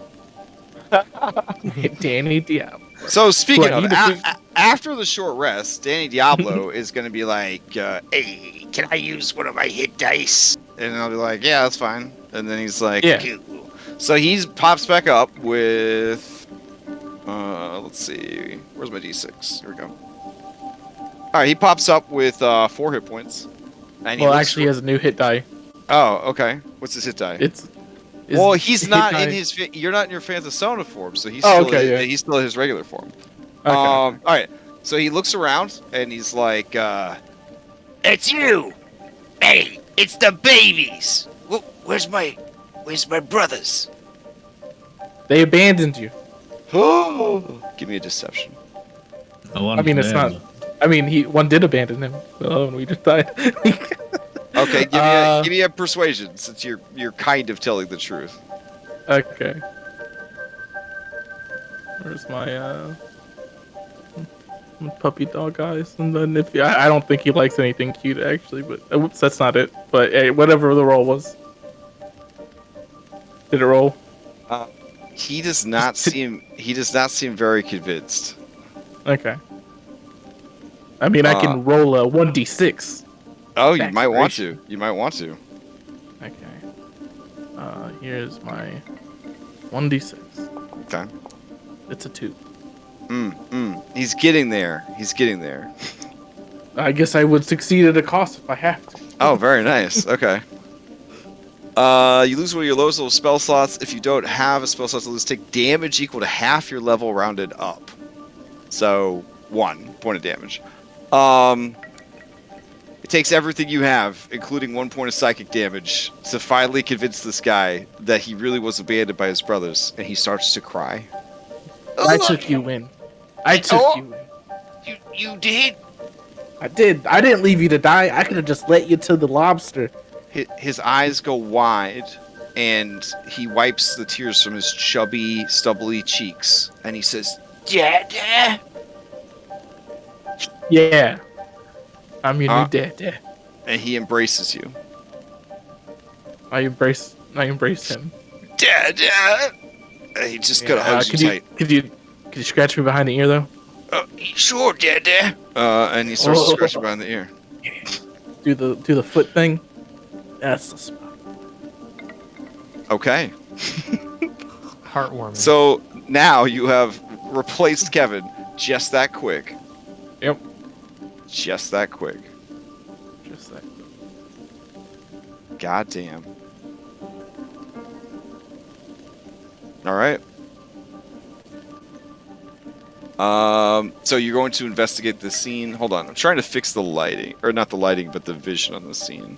Unrestricted vision. Allow tokens to see any area. Oh, okay. And then... that should work. Alright, let's try again. Oh, I'm so dumb. I have the stupid no vision thing turned on for DMs again. Ever since I discovered it, like, it's amazing when you're running a game to be able to turn off, like, the limitations of token vision. Yeah. But then, like, you forget that you have it off. You just feel like the dumbest person on earth. It's just like, ugh. All right. It's easily it's the Foundry equivalent of, like, thinking that your monitor's broken, but you accidentally turned it off when you reached for something on your desk. You know what I'm saying? Yeah, I know exactly what you're talking about. Yeah, or like you think everything's broken, but the power strip's not turned on. Like, that's how dumb I feel when I remember that I have the lighting stuff changed. All right, let me bring you guys over. These are all your mundanes, right? Yeah. All right, so mundentities, drag them over. You can hang out by this lovely watermark. Oh, how sad. Kevin's still in the folder, so just dropped him in there. Oh, he's good. It's toss him in the morgue. It's a spirit. He's always with us. All right. The smell is wafting, almost visible, like you're Geralt of Rivia, and the game's forcing you to use your Witcher senses, and there's this really stupid perfume trail in the air that you're supposed to follow. It seems to be coming from atop this 40-foot high cliff.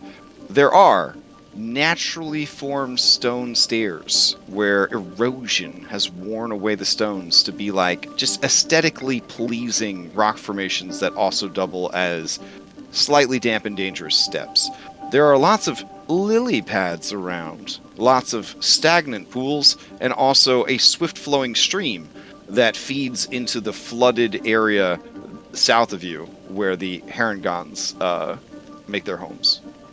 Okay, seeing because you are going north around the Herringons, right? Yeah. Yes. Okay, yeah, that's why you found this place. Okay, cool. As like we like get a little bit closer in here, and I start seeing the water.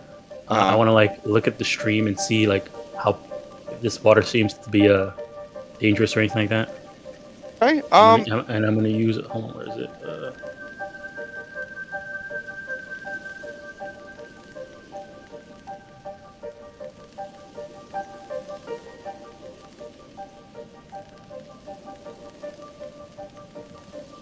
Like if there's like I don't know, there's like anything in I can kind of tell about this water that might be related to like the smell that's coming around here. Saying that there's like a waterfall coming down from the area where we're sensing the smell is. Fair. So as you check the water out, you are pretty sure that this is fresh spring water. And it is being extra purified by the movement of coming down the waterfall and churning over the stones and whatnot there. Okay. And that these lily pads are probably pulling any sort of impurities out of the water as well. The fact that they are able to grow in moving water is unusual for lily pads. And you see that they are actually tethered to the stream bed by long root systems. It's pretty interesting. Mm-hmm.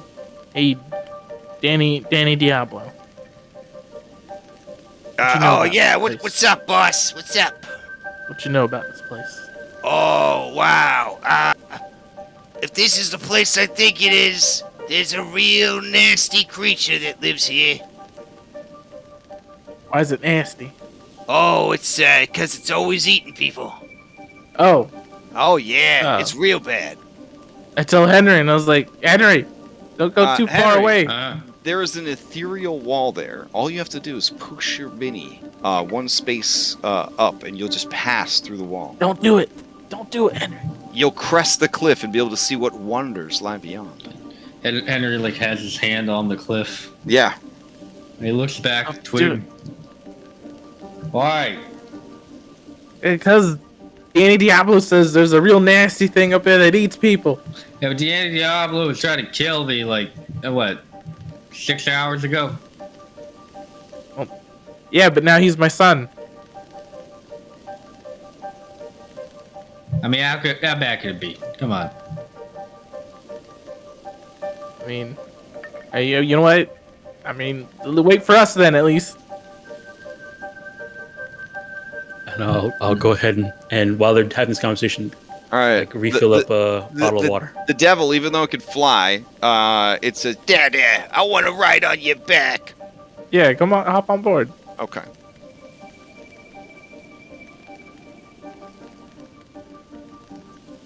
Water seems pretty fresh. Oh. Great. Now, any of you that have like allergies to flowers, the smell here is just heady. It's like going into like a florist, basically. Like it's just so strong. All right, Elliot took his pill today, so he should be fine. Okay.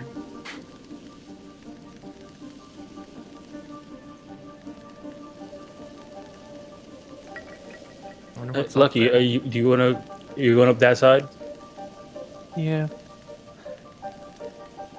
All right, Henry. As you crest the top of the cliff, you see terrain that is just a jumble and a tumble of stone and grasses and mosses. All of it looks very treacherous to traverse, aka up here it's all difficult terrain unless you're a ranger or some way to mitigate that kind of stuff.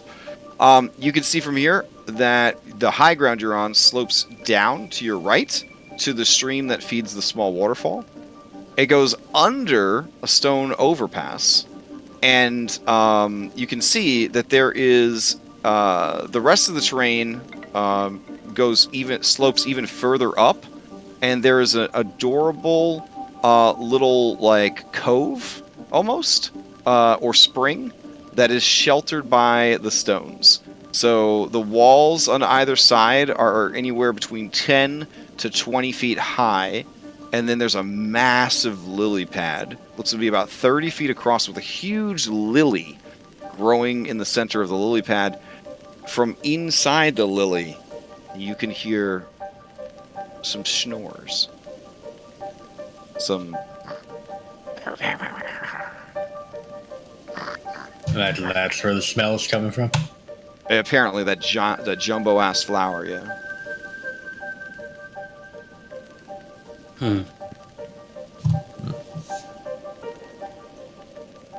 So what'd you see, Henry? Giant flower that's sleeping. So, sleeping? Flower? Mhm. Sleep. Yeah. Oh. This might be your time to shine.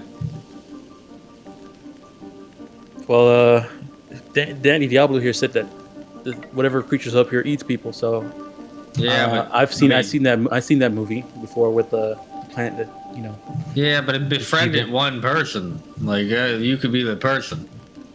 No, it's not gonna be me. I'm not getting anywhere near that thing. I mean, you eat plants actually, so why don't you just go eat it? No. Many people eat plants, Henry. Many people. I just happen to only eat... I mean, not like you. I've seen you put down some plants. Sure, but I'm not the only person who eats plants. A lot of people eat plants. I'm pretty sure you've eaten a fruit before. Nah, fruits they're invented by the government to control your mind.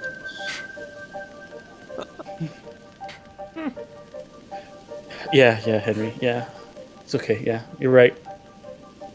Henry, there's two vegetables you could trust. Mm-hmm. Popcorn at the movies and anything made with potatoes.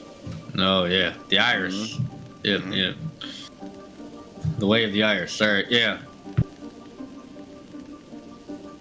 Alright, well, I'm gonna go beat this plant up then. Why we have to always beat everything up? Henry, why are you so why do you want to beat everything up while we're here? Why don't you try talking once in a while? And you see some of the petals kind of, when you guys start shouting, the petals kind of shake tremulously. And you hear... Look, you disturbed the plant. We better go. I don't see any portals to the real world here. Yeah. Those of you trained in perception. Yes. Oh, don't say it in such a terrified way. I mean, maybe. You see something ominous rise out of the flower. It looks like a long green tentacle with 3 bleary yellow eyes at the end. How tall is this grass? Guys. No. That thing saw us for sure. Leaving. Okay, you guys are leaving? I guess so, yeah. I guess. Okay. Did you not see the eyes? I mean, I saw the eyes. But I see lots of things that I don't know what I'm looking at. Because I guess it's been weird since I got here. Whoever's not traded perception didn't see the eyes, so. Oh, no, I didn't see the eyes. Oh. That was some weird alien looking. There was some like 3 eyes over there. Mm-hmm. And I mean, 3's a good spooky. number. Right, it can't be bad. 3 is a good number. Are you gonna right. go? Are we going down? Twig, you're trained in perception, right? Yeah. As you look back from talking to Henry, you don't see the eyes stalk anymore. But you do hear on the far side of the flower something large slip into the water. Oh god. So wait, why is Danny DeVito? Why does this thing eat people? I mean, it's hungry, I guess. I don't know. Have you ever tried like talking to it? Has anyone ever tried talking to it? No way, man. I just say we don't want to be eaten. We come in peace as we're leaving. Okay. I mean, like, how hungry is it? How often is it hungry? I don't know It's how unless hungry it's are you? it's hungry unless it's sleeping. That's really specific. Okay. All right, and you guys leave. All right, I'll take you back to the Feywild landing page. Like we as we're leaving, we see Kevin swim upstream. I made it, guys. No, he didn't. I No, survived he the did not. lobster. He did not. I saw him die. I saw him die. In half by the I saw him die. He did not come back. You'll whip. Unless you got a true resurrection spell, that guy's dead. All right, you guys will be arriving at Downfall in the evening hours, coming from the northeast. So let me go ahead and get that queued up for you.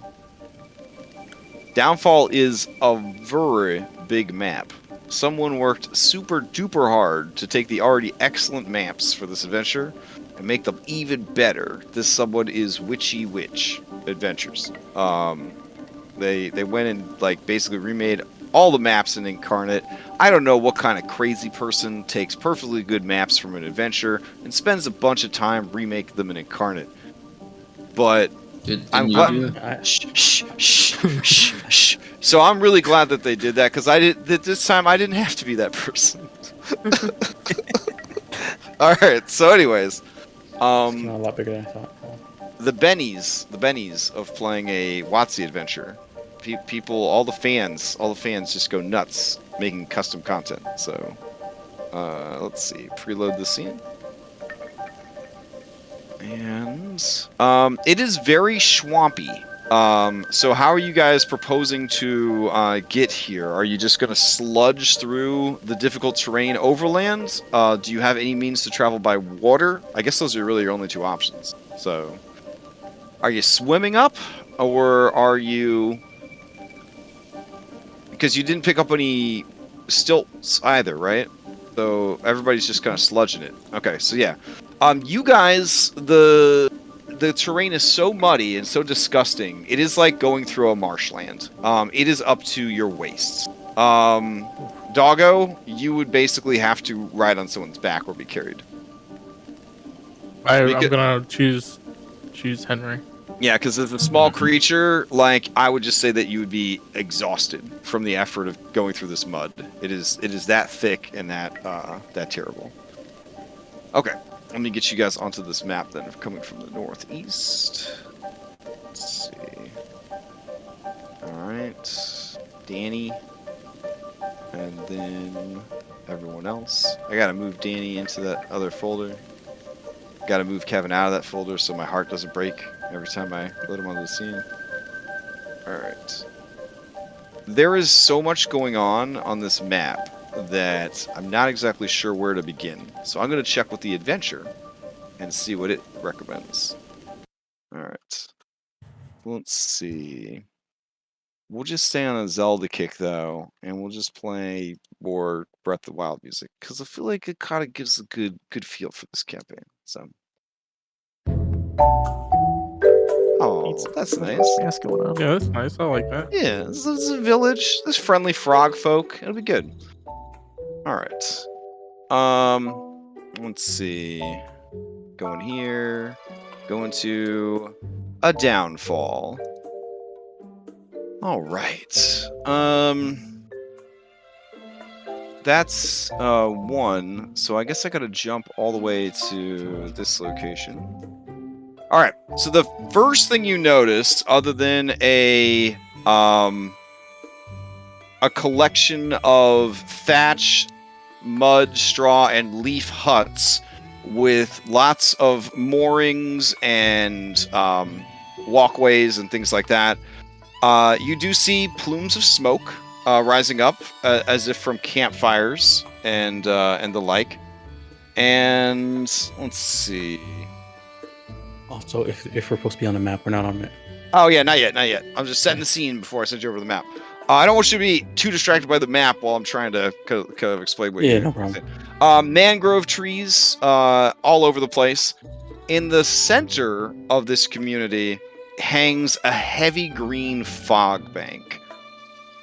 And I think the area you're coming in... Oh, the most exceptional thing you see as you approach is a big black balloon floating over the moors and lake of this community, tugging at its moorings. Beneath it hangs a basket made of black wicker and wood, which serves as a merchant's stall. It kind of looks like a hot air balloon if Tim Burton was asked to design it. There's a large pane of gray glass that you kind of see the evening, setting sun kind of like glint against. And you realize as you get closer, the balloon is not made out of fabric, but is actually a roiling dark rain cloud that has somehow been contained within lines and netting. Whoa. Yeah, so that's where you come in. Now I'll take us over the map. Alright, so you should be in this general vicinity up here. So I have to ask, can you guys see inside the buildings, or do you just see adorable leafy roofs? I see adorable leafy roofs. Yay, roofs work in Foundry 9, Dom. It's really happening. This is my first time having the roofs work. Nice. Awesome. So emotional tonight. Okay. All right. So all we gotta do is get your camera working. Yeah. One hurdle at a time. So here, as you get closer, you can hear 2 people. And they are discussing things. And the one says, oh, well, business is slow. It's always slow. And the other one says, aye, yeah, slow it is, yeah. These frogs, we like to call them frogs. You call them frogs, there's none around. These frogs, they don't know a trinket from a bauble. You know what I'm saying? They don't know what real worth is. They don't know what treasure truly is. All they care about is prestige. All they care about is nobility. And the other one says, yeah, true. Oh, look lively. We got some freshies coming, and they don't look like no greenskins. As you approach, you see that this is some kind of booth, some kind of shop, hot air balloon shop. That's exciting. There is a large pane of gray glass, and it is above a counter, and there is a sign mounted above the window that reads "Wondrous Wares and Fair Fares." And you see 2, we'll just call them elves. They seem to be about 4 feet tall, and they are definitely dressed in the fantasy Hot Topic Renaissance Fair attire. So they're very goth in their aesthetics.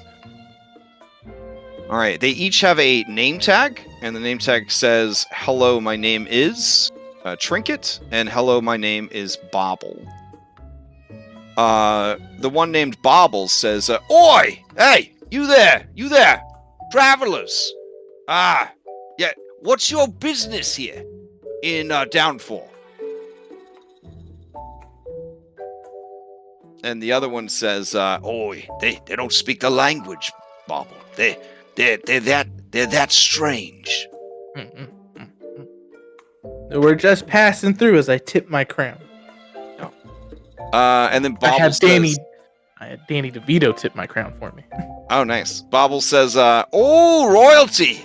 Well, your majesty, look for a ladder. There should be a ladder. Climb on up from them moors. Get over here. We have so many treasures to sell you." And then Trinket says, "Oh, yeah, treasures. So many treasures to sell you. We always work in trade as well." Go for some more gear, guys. Yeah, I'll pick Twig up, carry him up. All right. As you approach, you can see a chalkboard sign, similar to one that would be outside of like a cafe or like a coffee shop. And in very nice handwriting, it says, "Available for a limited time only." And I can just I'll post this up so you guys can see it. Let's see. Oh, wait. Oh, there's a button now that just says display in VTT. There we go. Okay, so it says, available for a limited time only. Very good thimble, fingertip not included. Mug of bumble beer, has a nice sting to it. Dusk mallow pie with decorative bite marks. Bundle of dry wood, great for starting fires. Ink portraits. If we have to look at you, so should you. And a moonlight monocle. No more fumbling in the dark. All right. And the two individuals look up at you guys, because almost all of you are taller than 4 feet. And Bobble says, don't crowd. You don't want to knock anyone over. Your Majesty, I believe, as the only royal, you should have first perusal of our fine wares. Twig is definitely eyeing that moonlight monocle. It looks very, very swank. Very cool. Yeah. You say you're open to trade? Oh, we only work in trade. There's no currency that's better than trade. Oh, okay. And then he like rumbles around in his fanny pack thing, and then in both his mouths he has invisible air drumsticks. I was like, how would you like some drumsticks that are invisible? I'm not really in the market for imagination items. Oh. Well, how do they work? How does what work? The imaginatum items. Well, that's just it. They're so ephemeral. I don't know if I'd be able to keep them in stock for long. Because people would want them? Well, people might want them, but not be able to imagine having them. Oh. That's fair. That's fair. Okay. Hot items I'm looking for right now. The color from your eyes. The color from my eyes. And the rhythm from your step. Those are the top items I'm looking for today. And then Trinket says, "Oh yeah, there's a big market for eyes. Eye color. Don't worry, your eyes will be intact, but eye color, there's a very big market for that." Does that mean we won't see in color, or? Oof, maybe. I turn to Danny Devil. I can't say it that loud. Danny Diablo. Okay. It's like, would you trade your color your eyes? I like the color of my eyes, actually. Oh, for you, Dad, I'd trade anything. Okay, I love you. I love you too. Oh, okay, yeah. My pal here, he'll trade the color of his eyes Oh, this man's trading his son's eye color. That's pretty. Oof. All right. And then Bobble says, Oh yeah. Sure thing, Your Highness. Just step over here and just look into this marble for me. and Danny Diablo does, and you watch as the eye color turns into a weird sparkly cloud and is pulled from his eyes, and then his eyes are just monochromatic. Okay. And then the marble changes to be an intense combination of black and red, and you hear a guitar riff. Okay, he says, "Oh, this is some powerful stuff. Thank you very much, Your Majesty. And this monocle is for you." Okay, thank you. And then I take the air drum sticks. It's like, here you go, Danny Diablo. Okay. He says, "Didn't these belong to my brother?" No, wait, that's not Danny Diablo. Wow, my bad. Danny Diablo says, thanks, Dan." And he takes him and says, "Why does this one smell like a butthole?" Well, I had a scratch, and I just couldn't reach it. Oh, I gotcha. And he just stuffs the sticks into his diaper for later. Good trades. Everybody got something in the end. Okay. I quit my monocle. All right. It is essentially a goggle of night. Oh. Yeah. Cool. Hey, does that bumblebee have honey in it? Oh, yeah. Trinket says, yeah, sir. Yeah. So much honey. All right, never mind then. Yeah, the bees actually, they just vomit it up. How much do you want for that? Oh, well, I mean, the hotness right now would be the rhythm in your step, but this is only just, 1 mug of bumblebee, so gathered from the mountains of Yarn. So if you're interested in it, what do you have to trade? Keep in mind, it's 88% alcoholic. 88. Oh, Jesus. Yeah, don't worry, though. You're only going to taste the sweet honey. No, I have bottles of oil. Okay, they take the oil. Ooh, this is Eladrin oil. And then they both kind of glower at it. Oh, I guess Talavar would be here too. And Talavar would whisper to you guys, These are servants of the Shadowfell. You don't want to deal with their ilk. No. They have beer. So you don't like the oil. You get the oil back. Okay, you take the oil back. All right. What about this? I pull out some beef jerky. Oh, shit. Okay. Here's a pound of beef jerky. Oh, shit. They take it, and they sniff it. And they both sniff it, and they say, "What manner of beast was this, sir?" I mean, probably horses, to be honest with you. Ah, well. There are not a lot of horses in Prismere. And the other one says, not a lot of horses back home, honestly. Yeah, okay. Might we try a small sample? The smallest. Okay. He pulls his mask aside, and you see a very handsome, androgynous mouth, with, just very chiseled lip line and all that. But when they open their mouth, it's just razor sharp teeth, like little needle teeth.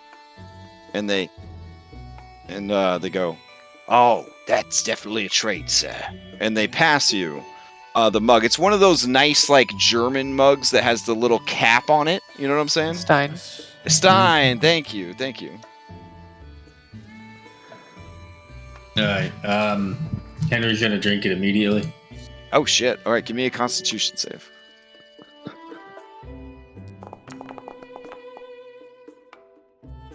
Holy shit, Henry.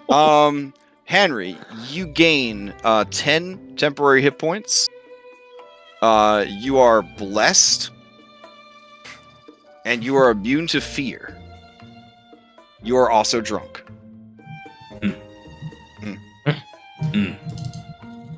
Man, you have no idea how bad I wanted that. The bauble says, Sir, are you some manner of dwarf? No. Impressive constitution. and you see them with their chalk. They're like crossing out the items that you guys are purchasing. What's so special about this thimble? Oh, well, I don't know if you're a seamster or a seamstress, but it will protect your finger from being pricked when you're sewing. And then Trinket says, and you can use it as a very small cup. Or maybe a hat. Oh, this one's a thinker over here. Yes, or a very small hat.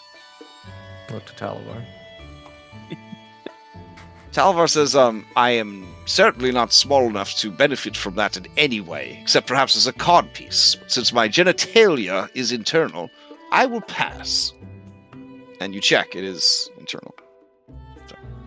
How's it come out? You ask him that? Mhm. I guess you're drunk.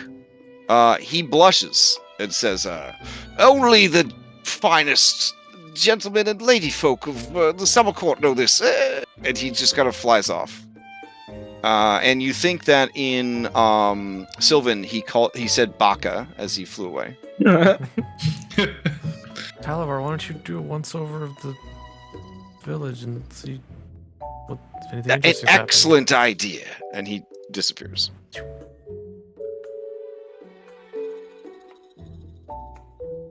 All right. You guys often visit here to set up shop? Bobble says, Oh, this is not too often. No, this is a special trip. We're just here. Our mistress was visiting with an old friend, and we're just doing a little business while we wait for her. What's your mistress' name? Trinket says, Her name is Charm. Would you take one of these for that pie? Oh, why, this is actually of real value and worth. Certainly. and they trade you the pie for the Malachite. Okay. Have you ever had a Malamar in real life? It's like a Reese cup, but it's filled with coconut marshmallow instead of peanut butter. Oh man. Is it like illegal in Canada? Maybe. I don't think we have them up here. Oh man. Okay. So basically, yeah. Oh, they look like whippets. Yeah. So yeah, Oh. That does look good. I'll be honest, it doesn't have any magical effects, but it might be the most delicious dessert you've ever had in your life. I assume Lucky is hungry AF. You're eating it right now. Inhales all of it. Okay. Damn. Okay. It's been a while since he's eaten. I feel like, maybe we could have saved that for when the monster that's very hungry gets, we could throw the pie and get away safely, maybe get out of jail free card, but no, I think I respect your age. Okay. Trinket says, "Oh, business is booming, Bobble. Charm's gonna be so proud of us." Sit back. I like you guys' names. No, Bobble says, Oh, thank you. What's your name, your Majesty? My name's Twig. That's a great name. You definitely have an air of majestic nobility about you. Oh, and I'm blushing. Thank you. all right. So Could you point us in the direction of some places there, friends? Well, sure. There's a building over there, and there's some docks over there. There's some mushrooms down there. Is there like a inn? Anywhere here? So these folk, they're called Bullywug, and they ain't very friendly to outsiders. They spend most of their time warring with each other, not physically, but socially. Mm-hmm. Trinket says, yeah, they're playing a dangerous game. Each and every one of them wants to be the next king or queen. And then Bobble says, you might call it a Game of Thrones. Oh. I was just about to say that. But, well, surely they have, like, some sort of inn, though, They right? haven't had any weddings yet, right? Trinket says, I'm not 100% savvy to Bullywug marital customs, or really much to do with them at all. They're pretty uninteresting, actually. Fair enough. There is no inn though, because nobody really comes here because no one likes bullywugs. Oh. Okay. I mean, You the hobgoblins, they come to do some trading, and then there's the bun buns. They'll come through and do a bit of trade, but no one ever sticks around. They don't want to make an inn because that would only encourage visitors. Okay. When he says the bun buns, I asked him if he's referring to the Haragons from... Yeah, Bobble like hits him in the back of the head and says, You can't be calling them bun buns. This is the 5th age of magic, Trinket. You have to use their real names. and Trinket says, Oh, jeez. All right. The Harangons. Mm-hmm. Are these, I described a particular set of Haragons that we encountered. Is that them? Those ones? Bobble whistles and says, Oh, that feisty, fiery one sounds like a real cutie. But, truth be told, we don't really keep much track of them neither. They, Okay. From what I understand, they are they are in the employ of, one Bavlorna, doing her dirty work throughout this fine realm. and then Trinket says, Oh, yeah. That, for sure, that's what's happening. But Your Majesty, you see, you don't need to mix yourself up with such affairs. Hey, Okay. I seen you have this nice hot air storm cloud. Mm-hmm.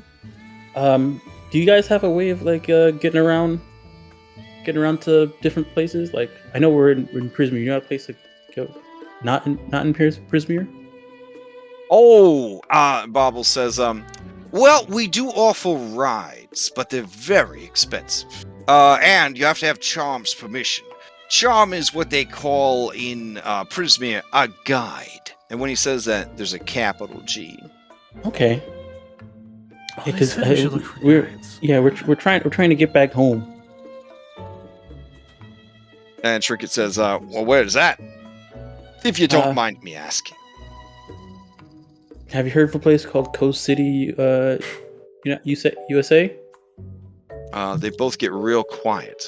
And then Bobble says, nope. It's on Earth.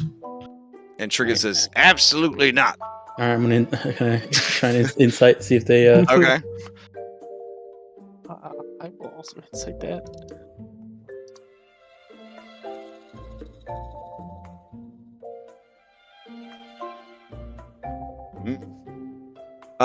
Lucky, they've definitely heard of it.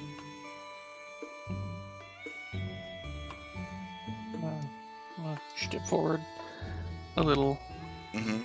almost comatose from the entire pie. Mm-hmm. I don't think you're telling the truth. I think you're leaving some info out. Oh, you said, sir, you said Earth? We may have heard of that place, once or twice. No magic in that world. Yeah. We're trying to find a way to get back. And then Bobble says, "Oh well, we know there's ways, but you see, sir, you'd have to pay a high cost for that sort of information. Very high cost." How high? Trinket says, "Oh, we're gonna need more than the rhythm in your step."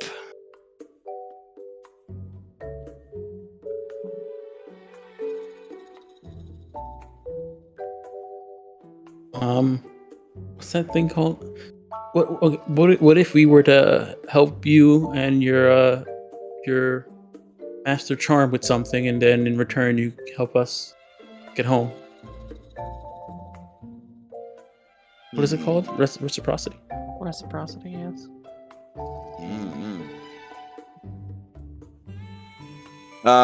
They say, "Oh, we're pretty sure Charm. She's got this handled. But if you think of something real nice, we might be willing to trade some information about this Earth gateway we know of." Do you have an example of what would be worth it? Oof, something better than the rhythm in your step.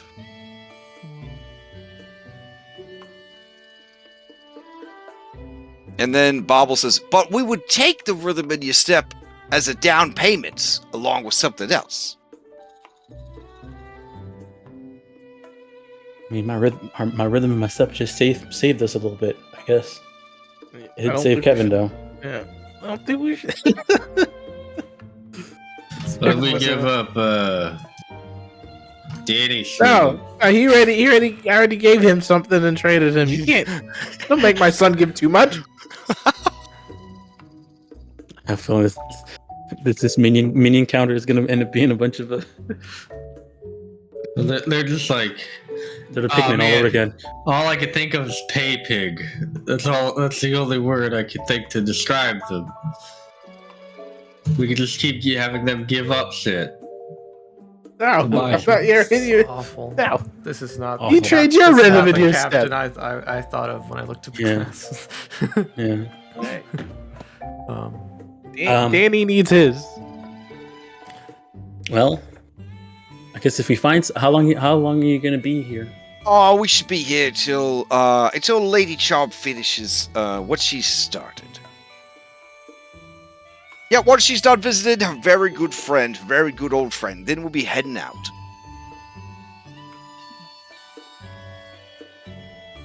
Maybe we should just talk to her directly. Yeah, I guess we can if we get a chance to talk to her.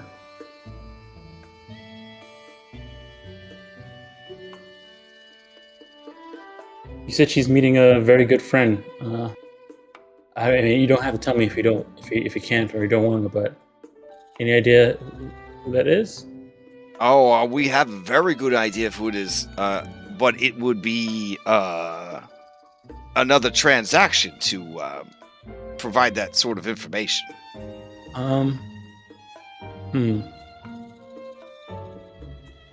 Would you take this? We put two together. Let's say I probably know who it's going to be. It's probably. Yeah, I mean, I I'm like in my mind, I think I know who it is, but just to be sure. I don't need to be sure, because I am sure. I have a gut feeling. Well.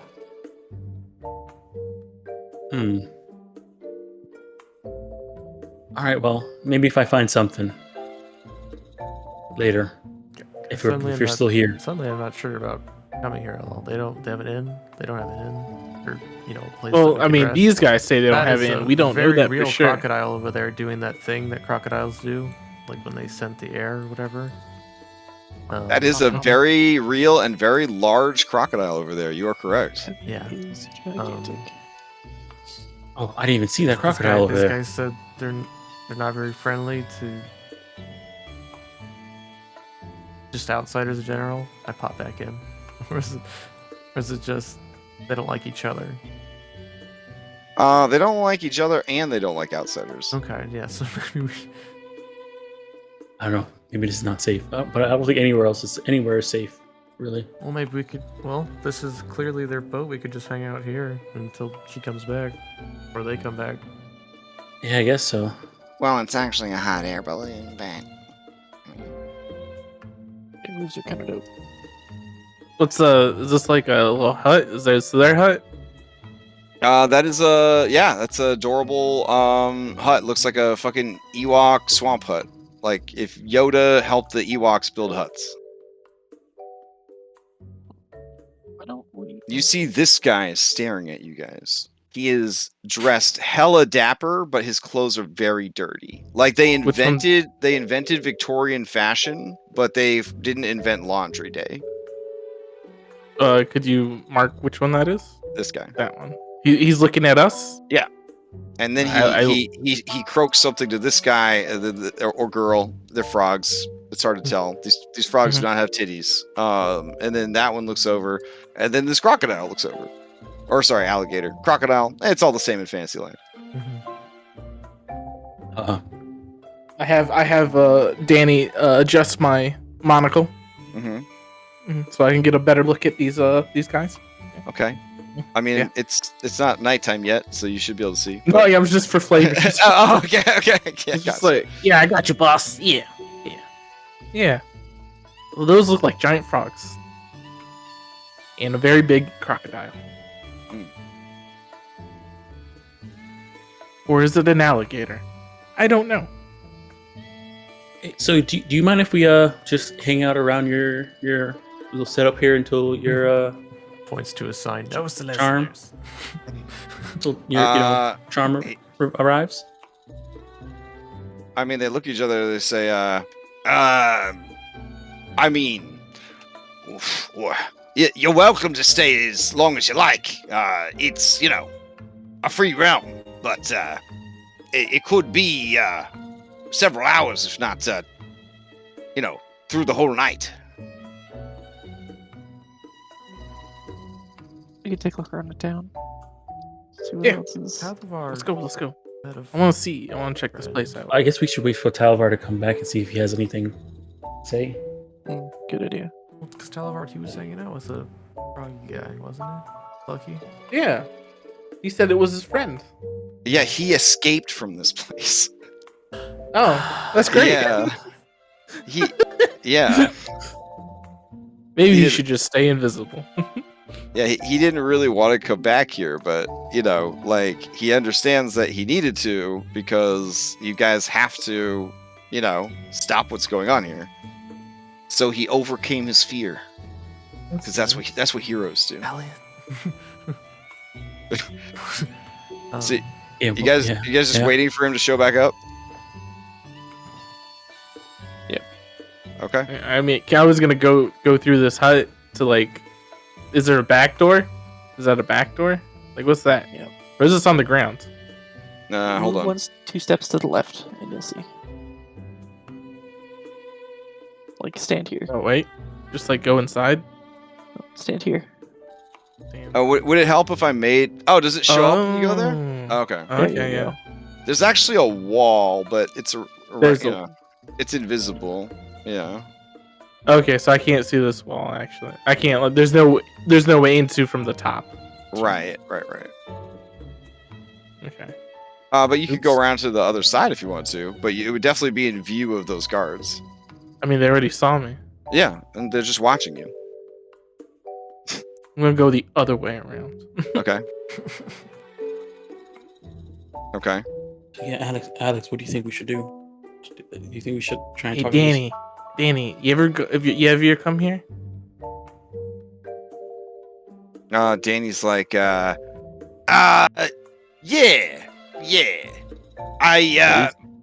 I came here when I got hired by Bavlorna to go and torment the moose worm.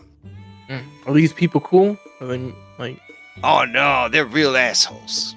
Oh crap! What's happening? Oh dang! This is Elliot just asked that to Alex, and then we both look over and see Henry right. Running after him, stepping forward. Henry, give me an animal handling check immediately. Oh god! It's like, whoa, Alright. alligator. Whichever. Okay, dang. The alligator smiles at you. What's up? This bullywug says, Well, I'll be quite a way with animals. Uh-huh. Pleased to meet you. My name is Gus Farthole. Okay. Is that like biblical or? Well, what? What's biblical? No, I don't know. What is your name, sir? It's Henry. No surname? I mean, yours is buttholes. You know No! It is farthole. Is there a difference, or? A huge difference, sir. Please. Can you explain it? Certainly. the Butthole Clan, and he begins to give you a long, like, George R.R. Martin, like 40-page unwanted family history of the fart holes and the buttholes. Yeah. It started with the butthole family, and then there was disagreement, and from that disagreement, the fart holes kind of branched off from the buttholes, and formed like a different clan, and then there was always a lasting rivalry ever since. The whole time he's explaining, I'm just petting this alligator. Yeah, oh yeah, it's leaning in. It's like kicking its foot, you know, like you're getting it in just the right spot. Huh. So I watched a documentary on the Hatfields and McCoys once. Uh-huh. Yeah, it's kind of like your story. Well, Downfall is a realm of constant conflict. Ever, we must swim to the top of the pond, lest we be pulled down by our rivals. Even an amphibian runs out of air eventually, Henry. Today, I am Gus Farthole, guarding the town center. But someday, I could be King Farthole. What's stopping you? The current king definitely makes it a lot harder. Is this the current king? And I point at the alligator. No, he's over there. And you look over and you see that there's like this posh tea party happening in a gazebo. That's what these pillars represent, like the parts of the gazebo. And there's like gross, mildewed, like soggy pillows. And there are fucking dudes dressed like prissy knights. And there's also frogs who look very fancy. And then you see the king. No, that's not the king. You see the king. There we go. And the king is holding in his lap his toy alligator, and he's giving him pets. And they're just like he says something, and then all the others go, "Ah! Your Majesty!" But you see some of them are hiding daggers behind their backs. I feel like his alligator is as big as your alligator. Oh, and this other guy, who, or person who hasn't contributed yet, says, "Oh, but that gator is possibly the strongest one in all of Downfall. You must understand, Henry, that it's not always about the size of the beast, but the cunning." I mean, does cutting matter if you just said your alligator to just eat it? Like, there's nothing cutting about sitting out in the open.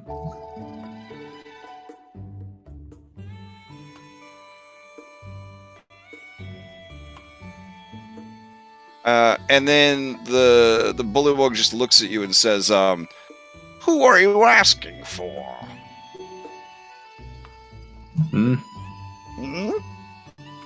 Huh? And then they take 2 of their 4 fingies and they point them at their eyes, and they point them at you to indicate that they are watching you. From behind them, there's like a curtain of like leaves, and you just hear party sounds from inside.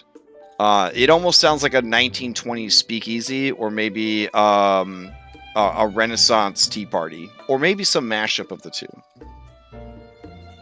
Is there a tavern?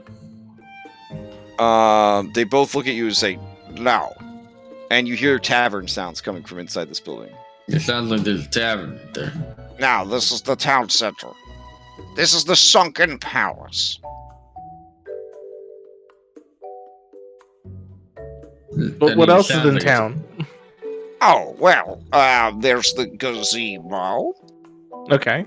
Mm-hmm. That's where the king hangs out. Well, he likes to hang out there. Mm-hmm. There's the Bridge of Shame. And they point. Yeah. And from this distance, it looks like there are a bunch of horrific, rotting bullywug heads on posts that are adorning this walkway. And there is a small Muppet that is talking to them. From this distance, it's hard to tell, but the Muppet looks like it has the head made from a gourd and arms from a giant lake crawdad. Well, then.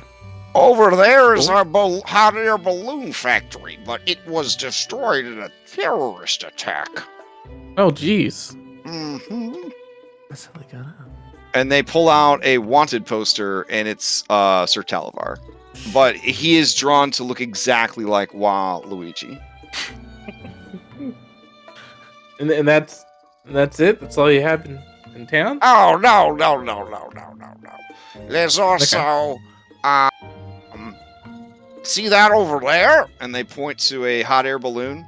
Yeah. That's our last balloon. The others were destroyed by the terrorist. That one's currently under repairs. And then they probably can't show you too much of the stuff because the fog bank would block it. Or the building. And then they also don't feel like telling you. So. Well, do you have a place where we can, like, pick up supplies, get a rest in, things like that? Oh, I mean, you're welcome to ask around. Okay, I'm asking you now. Oh, you're welcome to ask someone else. You were talking about a terrorist? Can you describe this terrorist?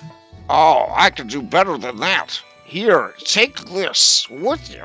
And if you find this individual, we will reward you with coins.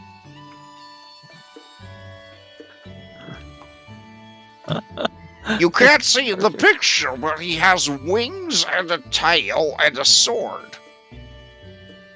Is he about, like, I don't know, 12 inches tall? Oh, yes! Yeah, I've never seen him. Oh, that is a shame.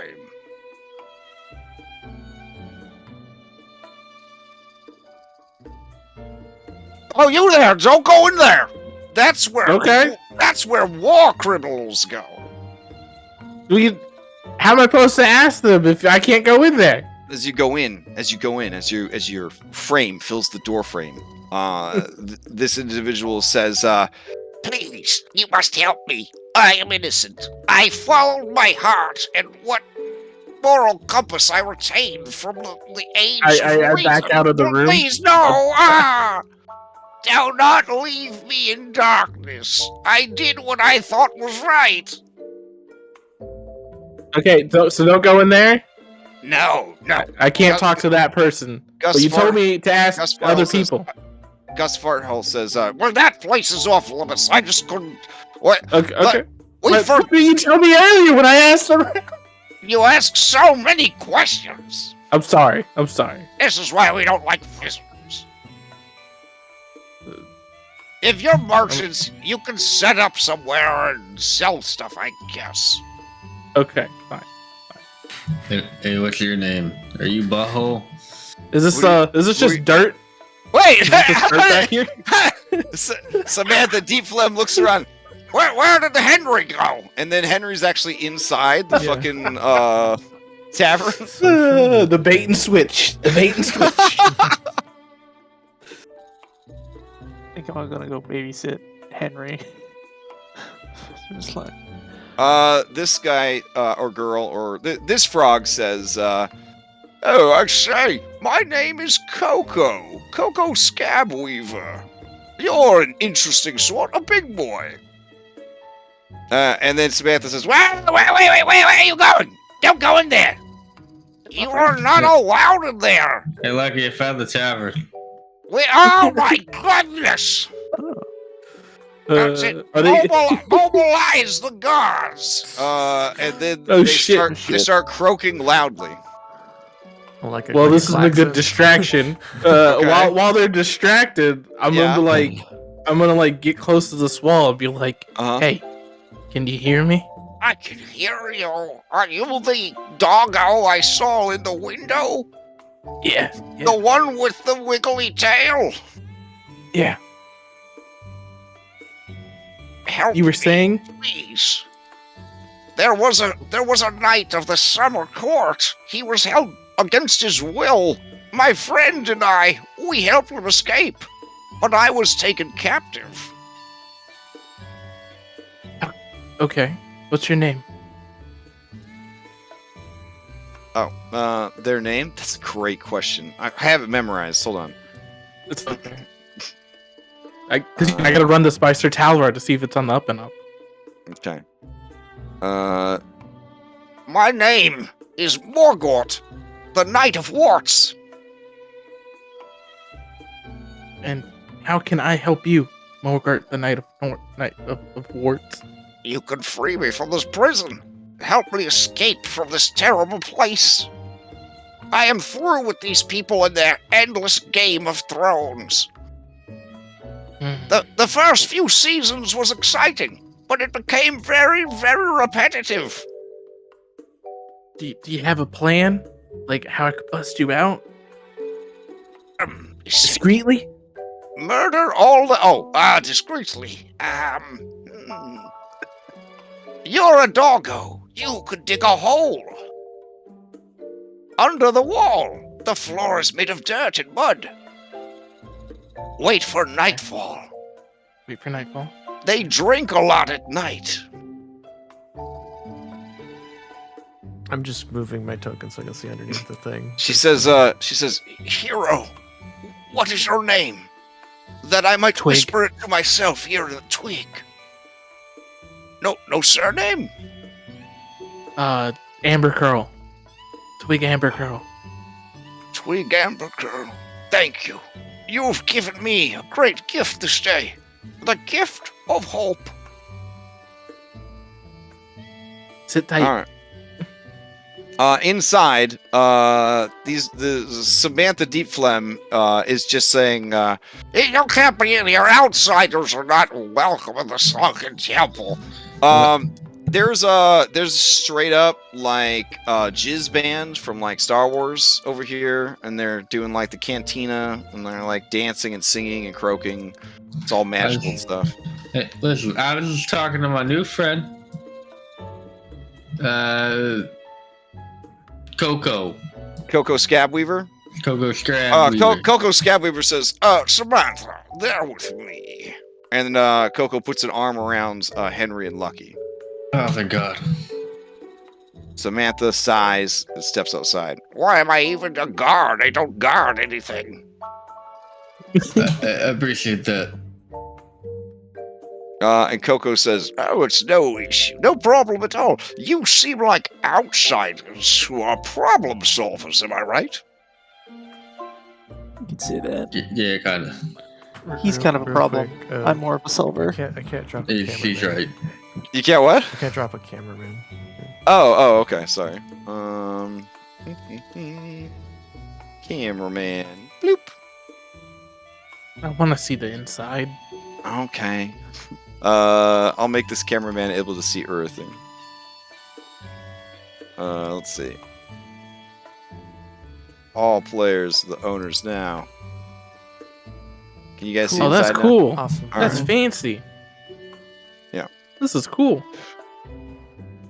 Yeah, All yeah. right. Coco squeezes your muscles and tousles Lucky's hair and says, Yes, a fighter and a rogue. Exactly what we need for the revolution. The revolution. I can be your greatest ally here in Downfall, if you could be my greatest asset. I represent a party who would be king. Is it fart hole? Shh. Shh.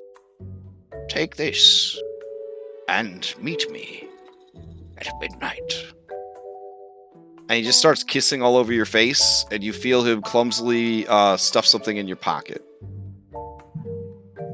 Did you really have to kiss me while you did that, or? And then he hops away, and he starts shaking his booty on the dance floor. I guess so, yeah. I turn to Lucky and go, I feel like all of these frogs look very similar. I don't know how I'm going to know which is which. Listen. There were hundreds of dapper frogs. I just got tired of making tokens. There's way more dapper frog art out there than you would think, to be honest. Well, frog and toad's a thing, so like... Yeah, I bet these are all just derivatives of that, yeah. Yeah, there's been a dapper frog since for a very long time. Alright, I'm gonna change the lighting here. It's gonna get darker. I bet at some point there's like a group of people doing like Hello My Baby. Hey, Coco, I'm gonna take a long rest in the other room with these frogs. A little racist there, Dom. A little racist, but that's okay. So, can I meet the guard and I asked if I can go in. Okay. Oh, it is getting pretty dark there. Did everything turn green for everyone? Yep. Yeah, kind of like a swampy. Yeah. Okay. Cool. Hender's gonna poke his head outside and say, "Don't worry, Samantha. They're with me." Samantha rolls her bulbous eyes at you and steps aside for the door. I thank them. You know. Should we go? Are there drinks in here? Everybody seems to be walking into that room. There are drinks. There are bowls of worms and grubs. And there are narcotics. It is a hookah system called swamp gas. Oh, okay. I'll pop my head out. I'm gonna see if Danny Diablo is willing to go get. I don't have hands, Danny. Hey, for you, Papa, I would do anything. All right, yeah. You adopted me when my two brothers abandoned me. Admittedly, one had his penis cut off by your friend. Yep. But it's unfortunate, but you don't gotta worry about your penis when you're with me. His penis blood stains his strange shirt tunic to this day. Henry wears like that elven gear. So that elven gear is stained with penis blood. Oh yes. God! And has a hole in the back of the pants. Yep. It was a rowdy fight. It was a rowdy fight. My goal for the night until it gets darker is to slowly smuggle alcohol out to the guards. Oh, okay. Yeah, I can do that, boss. Or Papa. All right, and he just keeps bringing more and more alcohol to the guards. And you hear Samantha say, "Oh, I shouldn't." And so on and so forth. Then Danny's just like, "I'll just leave them here then," and then just go. Oh, right. And then you hear the whiplash of a frog tongue, and it's gone. Yeah. All right, so the two of you are just chilling over here, wallflower style, Elliot and Alex. Mm-hmm. Okay. Yeah, I mean, still a real ass crocodile, and yeah. I had to wait a solid man get torn in half by a shrimp. You hear a whisper, and it says, Lady Alex and Sir Elliot, I have returned from my reconnaissance. That's good. I'm very glad you didn't get captured again. Yes. Well, I have confirmed there are 4 clotheslines full of dirty laundry. They head into the fog. In the center of the fog bank is where Bavlorna's hut is located. It is on stilts high above the lake. There is a tree to the south and a mushroom garden with a very sad, handsome man. There's several huts, and there is also, that's about it. It's not a lot here. Oh, there is a mysterious cauldron over here. See.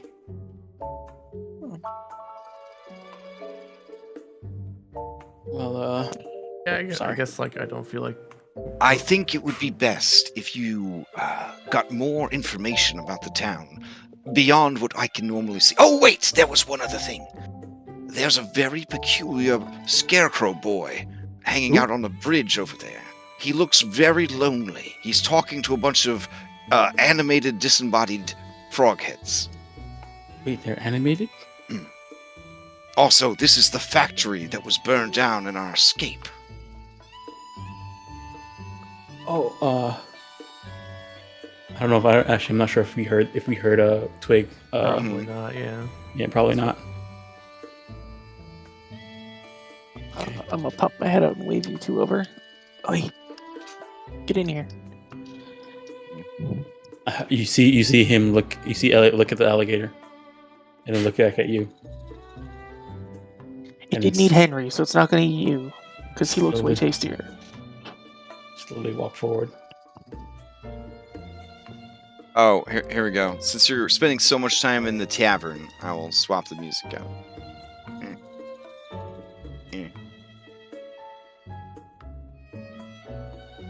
Fancy frog jazz. I don't know if there's such a thing.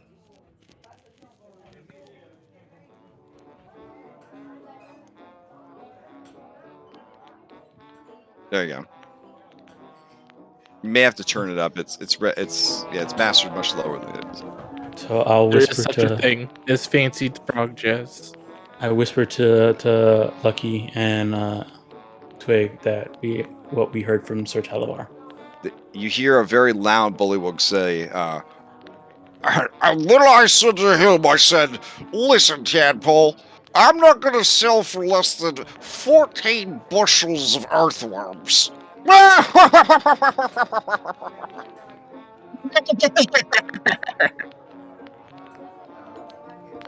Twig lets out. okay. Yeah, Elliot has dealt with a lot of very rich customers at a bar, and they'll tell jokes, and he has to do that. So he'll turn that mode on and just nod and give a curt laugh.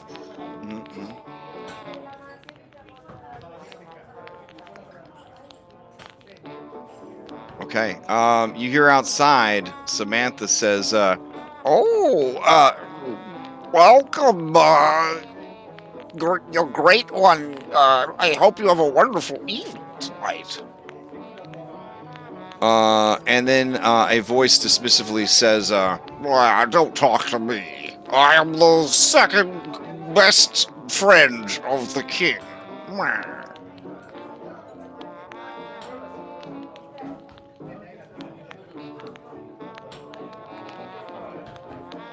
all right. And then she says, of course. I'm so sorry, Lord Licksbottoms. and you see this guy come in, and he looks super fancy. Dang. Yeah. You do. That's actually official art from the adventure. And does he have a monocle? I think it... Huh? Yeah, he does. Yeah, it he looks does. like he got some monocle. Oh, yeah, they Fancy. love monocles here. They have domed monocles because their eyeballs are so big. Yeah. No, yeah, it makes sense and it looks cool. Okay, he comes in, he looks at you, and he says, That's a fine monocle you have there, boy. Oh, I have Danny Diablo adjust it for me because I'm so fancy. I don't do my own adjusting. I see a rival for the crown. And you see his hand slip to his dagger sheath. Oh, I have one already. I don't need another.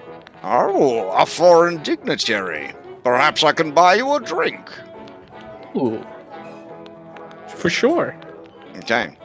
Yeah, he walks over to the bar and he reaches into his pocket and he drops some snails and beetles on the counter, and he says, "Two of the usual, Danny." And the barkeep, Danny, Slime. Let me check my random last name generator for bullywugs in this adventure. Okay. Danny Slimewinky says, "Right away, sir." And he gets 2 drinks together. They are served in little cocktail glasses, and it's just a bunch of worms with what looks like mud and ketchup. Okay. Yeah. And he brings you back one. Okay. I try to hold it with my tail. No. Danny says. Danny says, "Papa, don't worry, I got this for you. Let me be your hands." Thank you. Also, taste test it for me, please. Taste test it. Of course. and he drinks it. He says, It tastes fucking terrible. I give it a little lick as well. Then. I mean, you're a dog, so you actually probably think it tastes pretty good. TBH. Yeah, that's the viscosity. I miss that. Yeah. Yeah, I mean, it has kind of the same consistency of like maggoty vomit. So yeah, I mean, that's probably a dog delicacy, honestly. All right, and then Chadwick says, "There's a lot of changes coming in this town. I could use the alliance of a foreign dignitary like yourself for what is to come." What? And he starts to scratch you behind the ears, and you feel a rolled up piece of paper tucked into your collar. I don't look at it while I'm here. Okay. All right, and then he just makes small talk with you. Yeah. I make small talk and where is it? I had it. I make fancy faces, Oh, okay. With your new monocle. Yeah. Man, this miniature just gets cooler every week. Oh, nice. Very nice. Okay, so I'm gonna go ahead and do a charisma-based investigation group check. So I guess everybody but Alex, go ahead and give me charisma-based investigation rolls. Charisma-based. Shoot. Considering this place is kind of like a tavern and like a bar, and I'm like I usually work at a bar at a. You may have advantage, and also since you are literally a double investigator, even though it's charisma-based, you can have advantage on it as well. So just a charisma ability check. Yeah, if you're not proficient in investigation, it would just be a charisma ability check. I'm not. Oh, my charisma's so bad. And I've got this bloody misfortune token. Mine's pretty bad too. Okay. Can we get one from Henry and Elliot? Give me a charisma investigation, Henry. So it's -3 for that.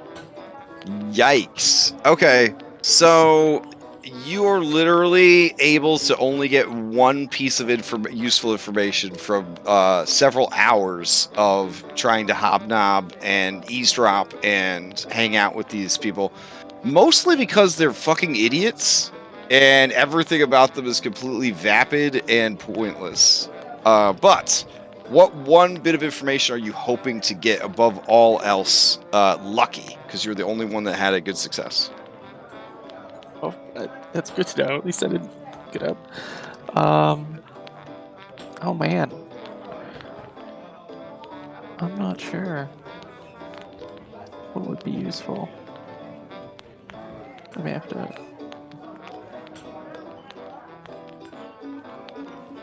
Jeez. Also, all the instrument sounds, they don't have any instruments. They're just coming out of these three's throat sacs. Even the record scratch sound. That's amazing. Yeah, That's the guy apologizes between sets. He's like, I'm really sorry about the scratchy sound. I got a little bit of a cold. Got a frog in your throat? Something? oof. All the music stops. Yeah, and fucking everyone gas just looks at you, and then they point to the door. I didn't say it out loud. Okay. Just got ejected. Oh man. So how late has it gotten now? I'm gonna say that's been like 3 hours, so it's probably close to 9 o'clock at night. I think I just Okay. I'm waiting for the guards to get good and drunk to make my Moves. move. Okay. like Oh, one of by these 3 revolutions. hours of drinking, they're also frogs, so they're kind of susceptible to shit like that. Science or whatever. Yeah, they're super drunk, and the crocodile's drunk too. All right, good. This monocle's about to come real handy because it's dark outside. Okay. But I can't get through the door. Oh. Why? You gotta shift. There it triangle is. Funny. Yeah. Yeah. So what I'm gonna do is I'm gonna come around here, Mhm. the back. I'm gonna speak with Danny. Danny. I see that Alex and Elliot are there. Yeah. Mhm. Hey I got guys. kicked out. And I know. Could you hang out somewhere else? Hey, what? Could you hang out somewhere else? What do you mean? I don't. You don't want me to be here next to you? I kind of want to do this in private. Yeah. That's okay with you? Okay. Elliot looks sad and walks over to the See, Danny, I don't want to implement them on accident. By working by myself. If it goes bad. All right, so Danny, what I need you to do is I need you to keep a lookout for me while I dig. Okay. Oh yeah, Papa. Whatever you want. All right. So basically, you're helping me. I'm always gonna help Papa. All right. So my plan is to Till I can't no more, Papa. my plan is to dig, right, Mhm. discreetly, and then if someone comes up, to quickly turn around and poop in this hole. So Okay. cover it. Good cover up. Okay. Yeah. All right. These three are pretty drunk. Everyone else is inside. Bullywugs don't have fucking dark vision. They are starting to light torches because it's getting dark. Mhm. So yeah, I guess I'll put some torches inside the building too. There you go. All right. There you go. And I guess a lot of them would, since as it gets later and later, more and more of them are going to kind of disappear to their homes. Which there's probably some like outlying like hovels and froggy hobbit holes that they're gonna burrow into and that kind of thing. All right. So yeah, give me an athletics check for digging. I would also take a sleight of a hand. But athletics seems to be pretty good. So yeah, you start digging down. As he's digging, the Bobble and Trinket, they kind of look over and they're like, Oi, what's that? What's the king doing over there? and then Trinket says, Oh, hey, it ain't our business. Well, what royalty gets up to. and then Bobble says, Oh, yeah, true. Might be a good distraction, eh? and then Trinket says, oh yeah. It's a good distraction, good idea. And they look over and see that you two are still there and say, Oh, you're still here then? Yeah, distraction for what? they both, Trinket says, nothing, and then Bobble says, nothing at all.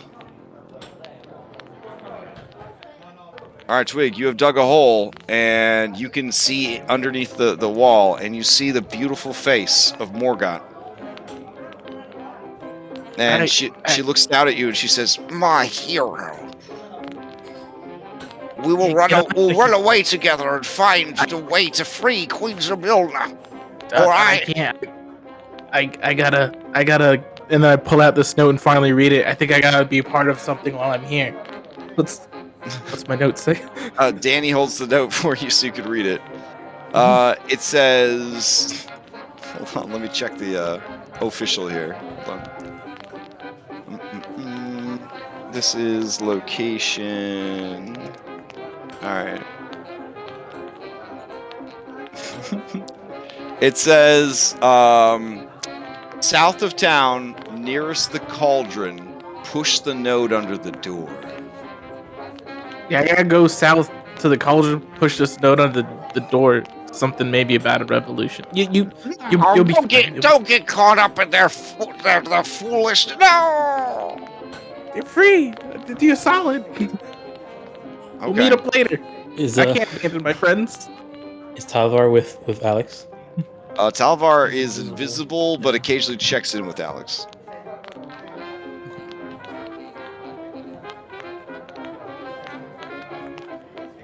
Well, he said he found some pretty interesting stuff in the south end of the village, but there are guards and crocodiles everywhere. It just doesn't seem safe. Wish I could be invisible. Okay, Talvar says, well, I mean, Look, there's a boat getting ready to moor. We could just take the boat to cross over the waterways. Because, yeah, to get to the south part of the town, you would have to cross this open water. Yeah. Yeah. Or walk all the way around.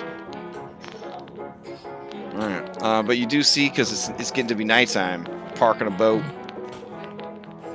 And all the frogs that were, like, just chilling on the lake, doing their thing, they're all, heading home. Hey guys, as I turned to Lucky and Henry, I was like, I think let's go back up and meet up with the others. Yeah. Just these frogs. Just these frogs. It's not really stealing if we don't take it from here, right? We're just using it to get across the water. Talvar says, of course, if you return something, you didn't steal it. Oh, Yeah, but that's one of the rules.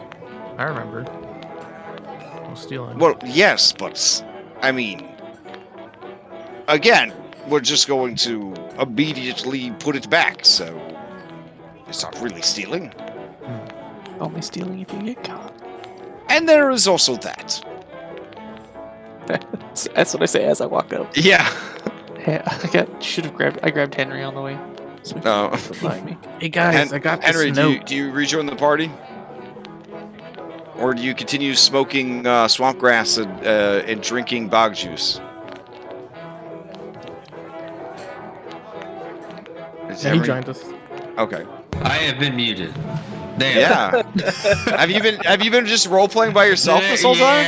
Yeah. Oh my god. Okay. It sucks. Well, I'd like you to know that I'm not so rude as to ignore the last 20 minutes of your role playing. I assumed that you were just chilling and hanging out with the Florlords.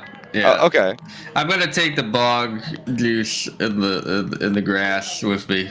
Okay, so you take a hookah and a carafe with you on the way out. Yeah. Oh, okay. All right. Guys, I got a note from Chadwick Licks Bottoms. He's a fancy guy. About the wanted poster. He's supposedly like the king's best friend, maybe. Okay. And it said that we're supposed to meet at a house and slip this note under a door south of the cauldron. Henry, you got a note that said the same thing. Yeah, me too. Hey, what about that war criminal? And Sir Talvar, I whispered into his ear, I freed your friend. But don't tell the others. I don't want them to, if I get caught, I don't want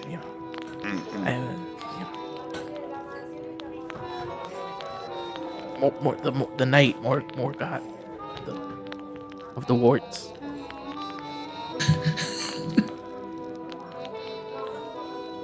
It's just, I think she has the Swartz in her, the Force, Schwartz. I remember that. Yeah. Okay. That's what it tells Sir Tyler. Oh, I guess by now it'd be like, you traveled, you rested, you went. Anyways, it'd be late. Okay. Well, wait, both of you got the same note? Yeah.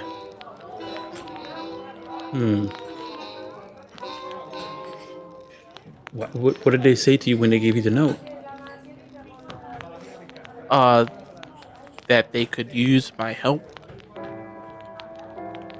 And it'd be nice to have a foreign dignitary in their pocket.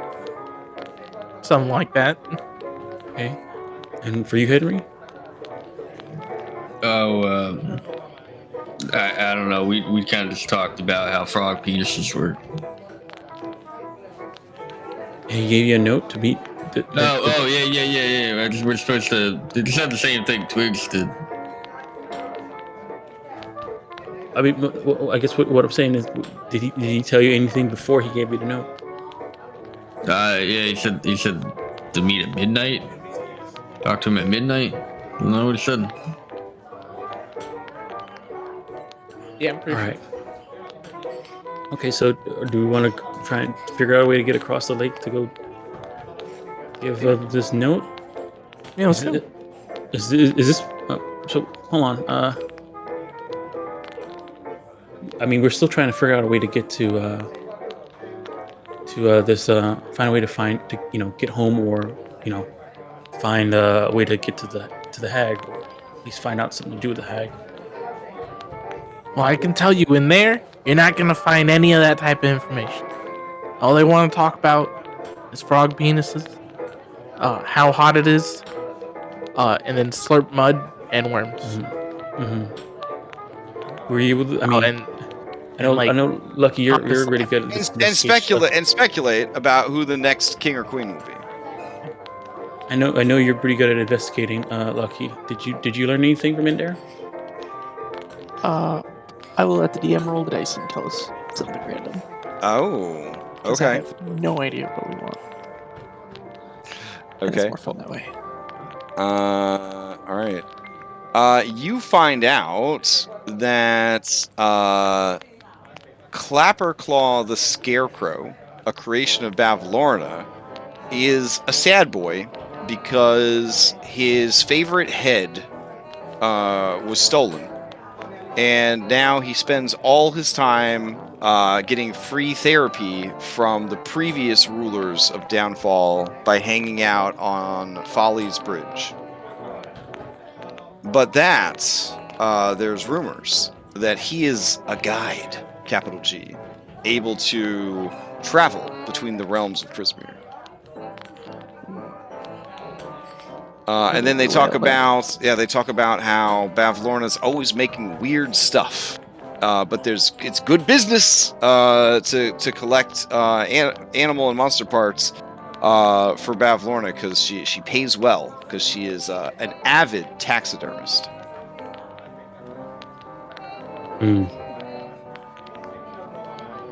Taxidermist. I don't know. That might explain that weird frog thing that attacked us. Yeah. And those weird snakes. That snake. Yeah. Snake. Okay. Well. Yeah, this music is so chill. I don't want to turn it off. But since you're out of the tavern, I guess I should. I guess you could hear it faintly in the distance. Yeah. So that's two people that seem to be guides. That's this charm person, and now that weird scarecrow thing. I think finding a head might be easier than whatever charm might want.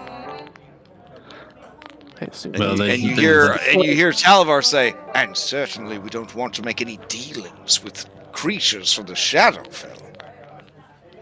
I mean, we already did. We've already done that. What do you mean? The Shadowfell is a realm of darkness and evil. Mr. Witch and Mr. Whitelight, aren't they from the Shadowfall? Oh, those two? yeah. They're they're different. Are they? Okay. I mean, I would be recommendation? remiss to hold their place of birth against them after the deeds they've achieved. Oh, did they okay. just trade for a good carnival? Did they have a terrible carnival? You see Dalvar lean in. He says, "Go on." But I mean, they said that they had a really shitty carnival. Oh, did they? Yeah, like that would bring suffering and mayhem to people. And you can see that his summer court gossip meter has appeared above his head, and you are rapidly filling it. And so then they met somebody who made their current carnival, and they traded because they both hated their lives. Wait a minute. Are those the people that sent you here to deal with the hags? Yeah. Well, that is quite a twist. But what interest do they have in getting rid of the hags, then? Well, they did use Prismir to transverse the realms. Well, that's because they don't want to go back to their old carnival, Blackmailed right? by the Is that what it is? Yeah, they're being blackmailed by the hags right now. Oh, another twist. Well, seems we're all in this together. However, I get a bad feeling from those two. Let's just say three. Three? Well, John. Yeah, you're talking about. I thought you were talking about Mr. Witch, Mr. Lady. Oh no, I was talking about these two. Okay. Well, no, let's walk away from them then. Okay. As you approach the docks, this guy looks over at you. He's raspy. Oh, raspy. Yeah, he is. He He holds up a chubby fist with one claw held up in like a wait a minute, and you see him go to his water bowl, and then he says, "What's your business here?" We want to get across. Okay, Can we take the boat? I don't care. Okay. Thanks, friend. Oh, By the way, my name's Twig. Nice to meet you. you look very delicious, Twig. I've had people tell me that before. If you ever want someone to eat that baby, just let me know. It's my son. I can't let him be eaten. When you say that, there's like a montage of Raspy Crocodile remembering its childhood of riding around on its mom's head, and you see one crocodile tear run down its cheek, and it says, "Family." Yep. Family. All right, these guys though are they're like, Oh, I say, what are you doing here? Is this your boat? Yes. Yep. You're a liar. "This boat No. belongs to Jocelyn Do you like this, Jocelyn? Deep Throat." Do you like this, Jocelyn? Oh no. Do you like this, Jocelyn Deep Throat? Well, everyone likes Jocelyn Deep Throat. I just imagine we're literally all laughing. You know?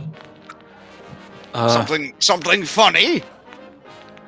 And this other guy hops over. He shows you that he can jump far. He hops over and he says, Well, I don't think Jocelyn would lend her beautiful boat out to some outsiders. Not even a foreign dignitary? "Oh," he looks at you and he sees your crown and he says, Oh, where? "You may attempt a deception with advantage because these people care a lot about royalty." Deception. Oh shit. He says, well, I'm terribly sorry, Your Majesty. Please, take the boat. Thank you. All right. and then you guys literally sail like 50 feet. Bloop. It's the most video game shit ever.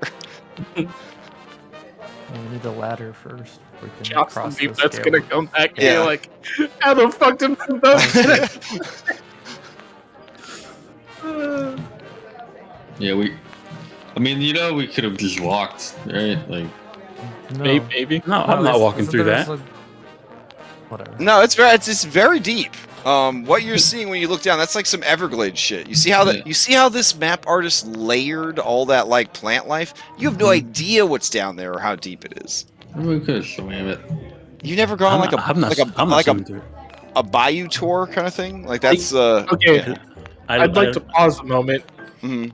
Wes, you literally live in Maryland. I know. It's fucking swamp. Like going down to Barrett's old house. Like there's the land like that. All right, so you see this big ass tree, and here is some artwork depicting this big ass tree over here. There you go. Is that the tree we gotta go? No, we don't go to that tree. We have to go No, to you the- don't. I mean, there's. But there's That's a flavor. spooky There's tree. flavor text though. There's a face in that tree at the bottom, guys. Several holes dot the trunk of a gnarled old tree that grows on the shore of the lake. The tree has lost all its bark, and a few withered leaves cling to the ends of the twisted, knotted branches. On one end of a clothesline is tied to a high branch on the northwest side of the tree. Several old garments hang from the clothesline. The other end disappears into the hovering green fog cloud over the lake. Yeah, Sir Chafar told us that that's a way to get up to Avorna's hut, The fog? hot air balloon I assume Abode? it's a house. house. It was on stilts. Yeah, stilts. Do we want to do the door or? He said south of the cauldron. So All right, so as you head south, the closet. There's more stuff. Over here to your left oh hello. is a toadstool patch.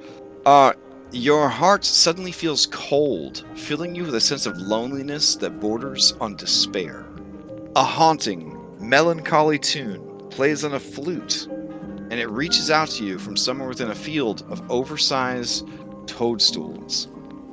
You look and see a painfully handsome man with elfin features and blue skin, eyes, and hair. He sits in the shadows of a gray 6-foot-tall toadstool playing a somber tune on a double flute. Beyond him, you see a hut. This hut has a steep thatch roof, a small wooden door blocks entry into the structure. And that's what you see from here. So, there we go. I yell out to the guy, "Hey, buddy, what you just hanging out there by yourself in the middle of the night for?" Okay. He looks up at you, and you could tell that his heart is broken. He looks to you guys and says, "Hello, friend." Hi. Hi. What's got you down, chum? That's hard to say. I just feel so empty, you know? I do that thing dogs do when there's people sitting and there's a hand available that's not obviously petting them. Mm-hmm. Oh, See he if starts he- to absentmindedly pet you, but you know that his heart's not in it.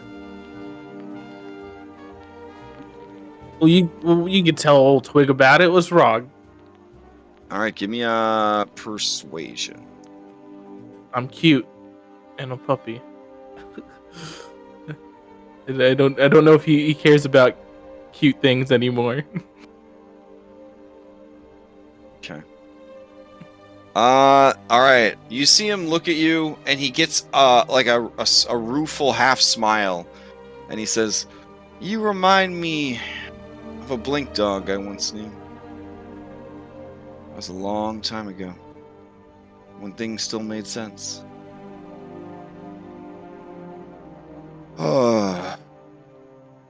My name is Octavian, and I'm a failure at love. I had my heart broken too many times. Eventually, all that heartache was too much to bear. I sought out a solution. He kind of motions towards the fog bank. Mm-hmm. The hag in there has made me a deal. Took away all the bad feelings. But... And he pulls his shirt open to reveal a very sexy, beshoted chest with no hair. And a fucking, like, surgical, my heart was removed scar. Oh, boy. She took my heart. So how could I ever feel heartache again? How could I ever feel anything again? Feeling we should introduce him to Terminator Zombie. Mm-hmm. You know, Terminator Princess. You say that out loud? I would have left to go home, but I just didn't feel like it. So you just been like chilling here all day? Yeah. When I think I'm about to starve to death, I eat some of these mushrooms, and when I think I'm gonna die of dehydration, I remember to drink some of the filthy swamp water. But Henry sits down and slides him a bunch of booze. oh, thanks. There you go. Mm-hmm. I'm only saying thanks. I sadly don't feel any gratitude. No, I get it. He looks just into going your, through the he looks- motions. he looks into your eyes and he says, I sense a kindred soul. Did you have your heart removed? No. I wonder sometimes if I had it back. And as he says this, you see a yellow exclamation mark appear above his head. If I had it back, if I could feel something again.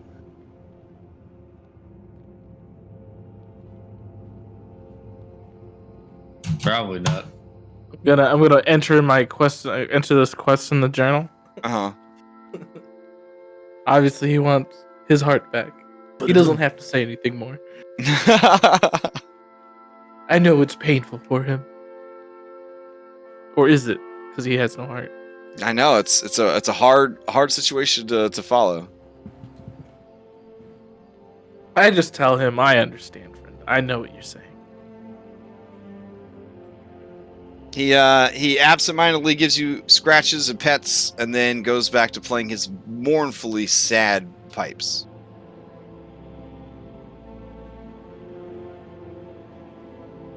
He's like the opposite of that one lady. Yeah. I think they should, probably should introduce them. If she ever does show up here again. Yeah. Well, eventually she will. Someone tells me. Hope not, but All right. As you walk away from him, the DM realizes that it's late and he's tired. Yep. Yeah.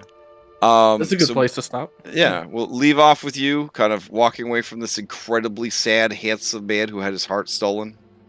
And you are deep in it. Deep in Downfall. Here is an artist's rendition of Downfall if you were to purchase a postcard from the gift shop. Downfall? This is cool. I like this part right here with the dead frog head. Yeah, it's kind of a spoiler for the cauldron. The where? The cauldron. The cauldron down to the left. Oh, right. I mean, yeah. A little bit. So, I mean, okay. yeah. I mean, you can kind of look at that cauldron and get the feeling that that's not a good cauldron, but. Yeah. I see the storm cloud balloon. That's cool. I Tell me understand the they're top holding left. That's like one of the kings on the heads, and I can see the heads over there. That's cool. Yeah. Mm-hmm. All right. Oh, boy.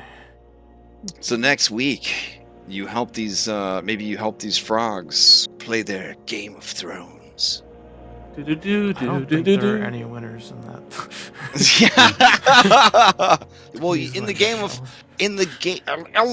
of Thrones, you either win or you die. I think it's supposed to be called Game of Croaks.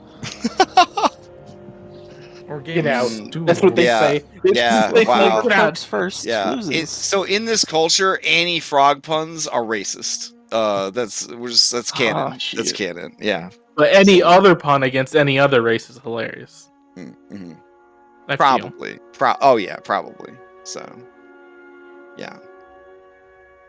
To them, any sort of frog joke or pun is the equivalent of calling a well-to-do white woman a Karen. It's a hate crime. Yeah.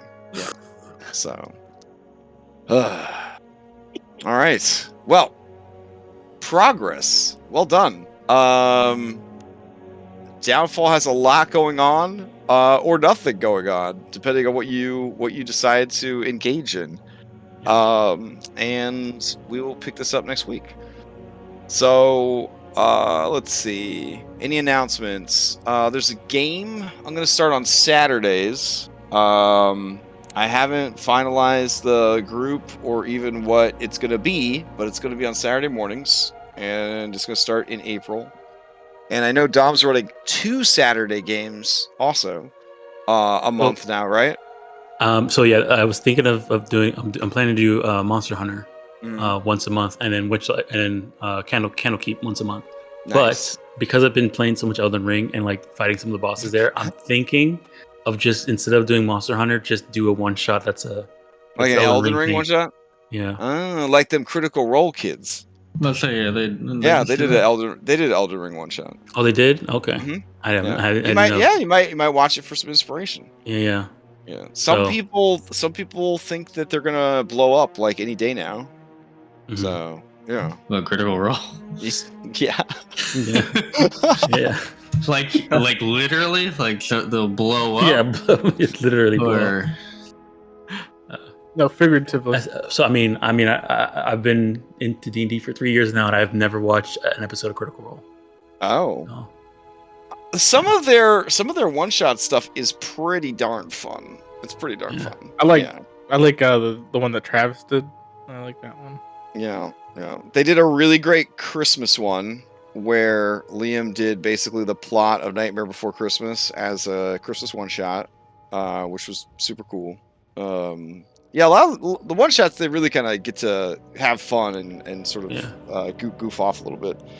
So one time they played Worlds of Warcraft, a series of Worlds of Warcraft one shots to promote Battle of Azeroth when it first came out, and they had like celebrity guests like Terry Crews played D&D for the first time, and that was one of the most. That was what actually got me to finally watch Critical Role, was how kind they were to like Terry Crews and how much fun he had. And I was like, oh man, this is some really stand-up peeps. And then that was what finally got me to watch their other stuff. Mm-hmm. Yeah, because that guy was absolute pure bliss while he was playing Dungeons & Dragons. It was so heartwarming. So awesome. Yeah. But no, there's some good content. And also it also helps. I think it's a lot of people worry about the Matt Mercer effect. I feel like it's actually a really big confidence booster, because a lot of people consider him like the best of the best, and he still like makes all the same mistakes that everybody else does. Still has bad calls. He still deals with his like stuttering when he gets really stressed out. Mispronounces words. Like, not to throw all of his flaws out there. But it's empowering, because like. Yeah. This is the best of the best, and you're like, oh, even he's like struggling. Though I imagine I would probably struggle a lot if I knew like a million people were watching me run a game. I'd probably throw up most of the time, just to be constant throwing up sounds in the mic. But whatever. But yeah, it's actually, I think, a good exercise for kind of getting a sense of like that, like what people. Also, it's great for like what does mainstream expect from D&D. because in a way, Critical Role kind of sets those expectations for people. So yeah, so it might be worth a good listen, especially if you're going to run an Elden Ring game. Yeah, I'll definitely check it out now. Yeah, I didn't know they did that. Yeah. All right, so that's it though. I don't have any other real big announcements or anything. So hope everybody has a good week and a great weekend, and I'll see you around the Discord. Yep. Night, everybody. All right. Night, everybody. Bye.